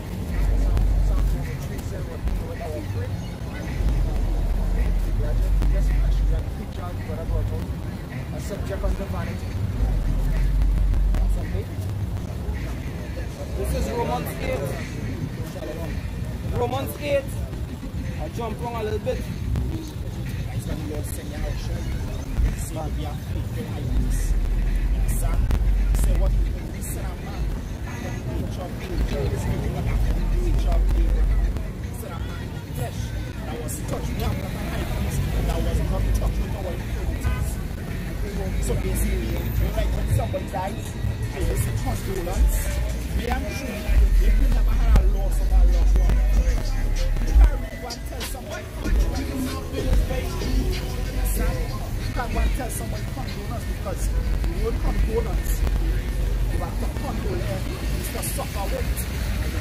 And if you don't know what that person going through, how you suffer with that person, if you're not feeling that person pain, then you can't know the depths of what that person going through. But you have a shy, the scripture said, therefore he's able to secure them, also be tempted. Yahushua was tempted, Yahushua know really well. Yahushua went through what he went through. So Yahushua knew exactly how much measure to give us. So yeah, you know that, but I really going through. But now he really going through to just kill the ass. Like, you know, them doctors in the hospital, you're coming here acting like you're dying, but you should be here. That's how a little back pain and they right to that piece of pain and pain the ass. That's it, brothers here, no bother, but you listen. There it is. You understand? That is what's going on. You understand? Sometimes men just pain the ass, they crying pain things that they are true. They ain't nothing. That's why the Lord said, take my burden is easy and my yoke is light. This is Romans 8:26. Jumping wrong, it says, likewise the Spirit also helpeth our infirmities, for we know not what we should pray for as we ought. But the Spirit itself maketh intercession for us with groanings which cannot be uttered. And he that searcheth the hearts knoweth what is the mind of the Spirit, because he maketh intercession for the saints according to the will of the Most High. Jump into verse 33. It says, who shall lay anything to the charge of the Most High's elect? It is the Most High that justifies. Who is he that condemneth? It is Mashiach that died. Yea, rather, that is risen again, who is even at the right hand of the Most High Yahweh, who also maketh intercession for us. Who shall separate us from the love of our Mashiach? Shall tribulation or distress or persecution or famine or nakedness or peril or sword? As it is written, but I see him, they have killed all the day long.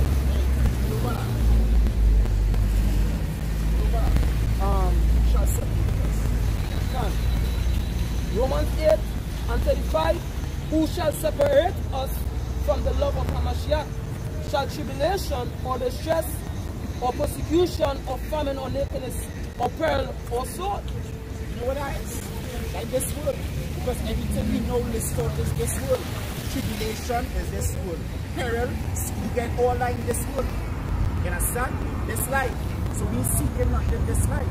But also, all them tribulation, it's like you are fruit that well nourished branch. It's that when them high breeze blowing, green leg go from that branch. Which is scripture saying John 15. Yahushua said, what? I am the branch. You understand?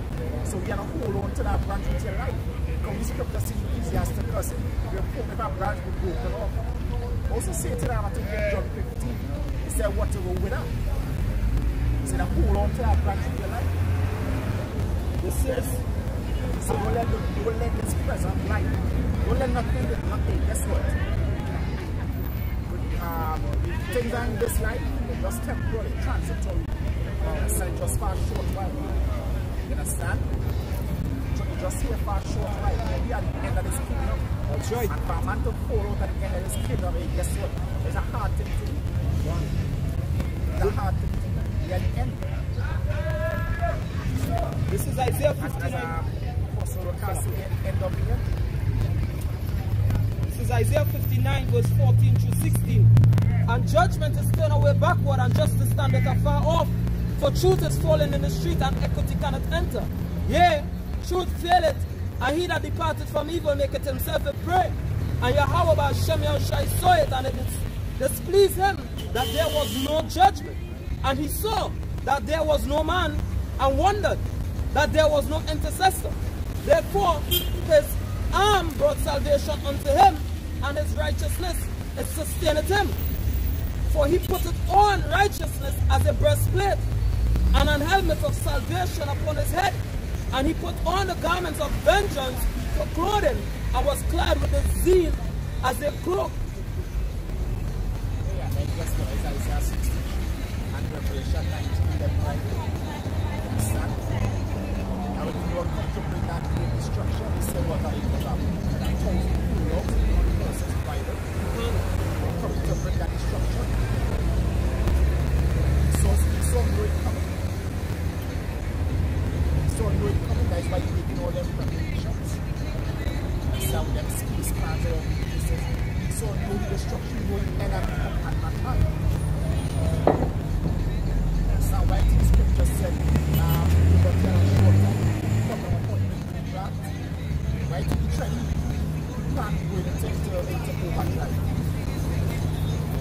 I'm going to talk about that because like we have a short time. So I'm hoping that he could probably get everything, get his system set up.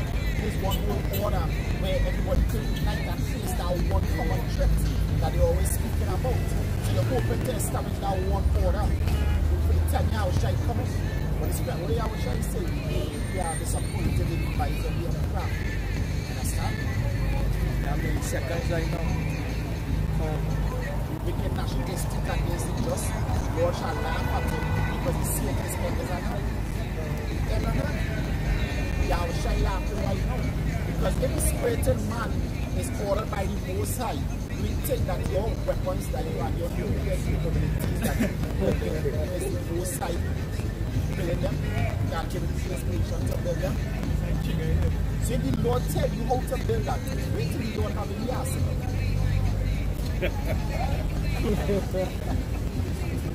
Book of Job chapter 14 and verse 5, it says, seeing his days are determined, the number of his months are with thee. Thou hast appointed his bounds, and he cannot pass. Yeah, he can't pass. Understand? Because he's not God. You understand? That's why he died with his hand like 27. The one weird and the one from one thing. You understand? You're done. You're done. It's the end of the queue. Like toes. Like toes and you're picking. And now I'm going to establish a kingdom of Israel. It's going to be an everlasting kingdom. This is good. How much time do you have? Because sure. The book of 2 Ezra chapter 4, and I'll read at verse 25. It says, what will he then do unto his name whereby we are called? Of these things have I asked. Then answered he me and said, the more thou searchest, the more thou shalt marvel, for the world hasteth fast and pass away.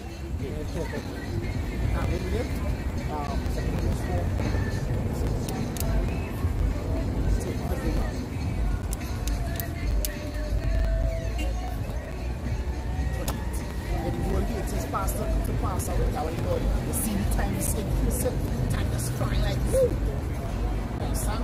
Verse 28 it says, but as concerning the things whereof thou hast asked me, I will tell thee, for the evil is soon, but the destruction thereof is not yet come. Yeah, the destruction will come. That was back then. That was like 500 years ago. And a sample destruction coming now. That was in Ezra's 10. It's done soon, and now it is come. The end is come. Well, verse 29, if therefore that which is sown be not turned upside down, and if the place where the evil is sown pass not away, then cannot it come that is sown with good. And that is why we will forever see Babylon cannot be destroyed, right? Because if Yahushua coming to set up this kingdom, America must be destroyed. Israel must be captivated.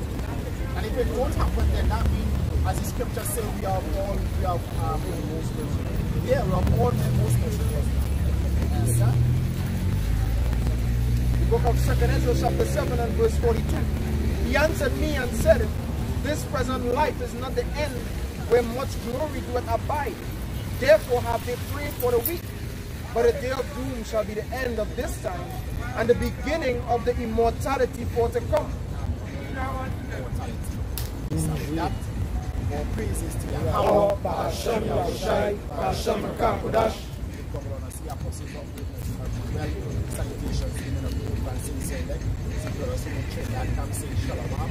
Awala Babal, Awala Wanya, Awala Wanyam. Right? Okay. Check the two is like Israelites. Alright?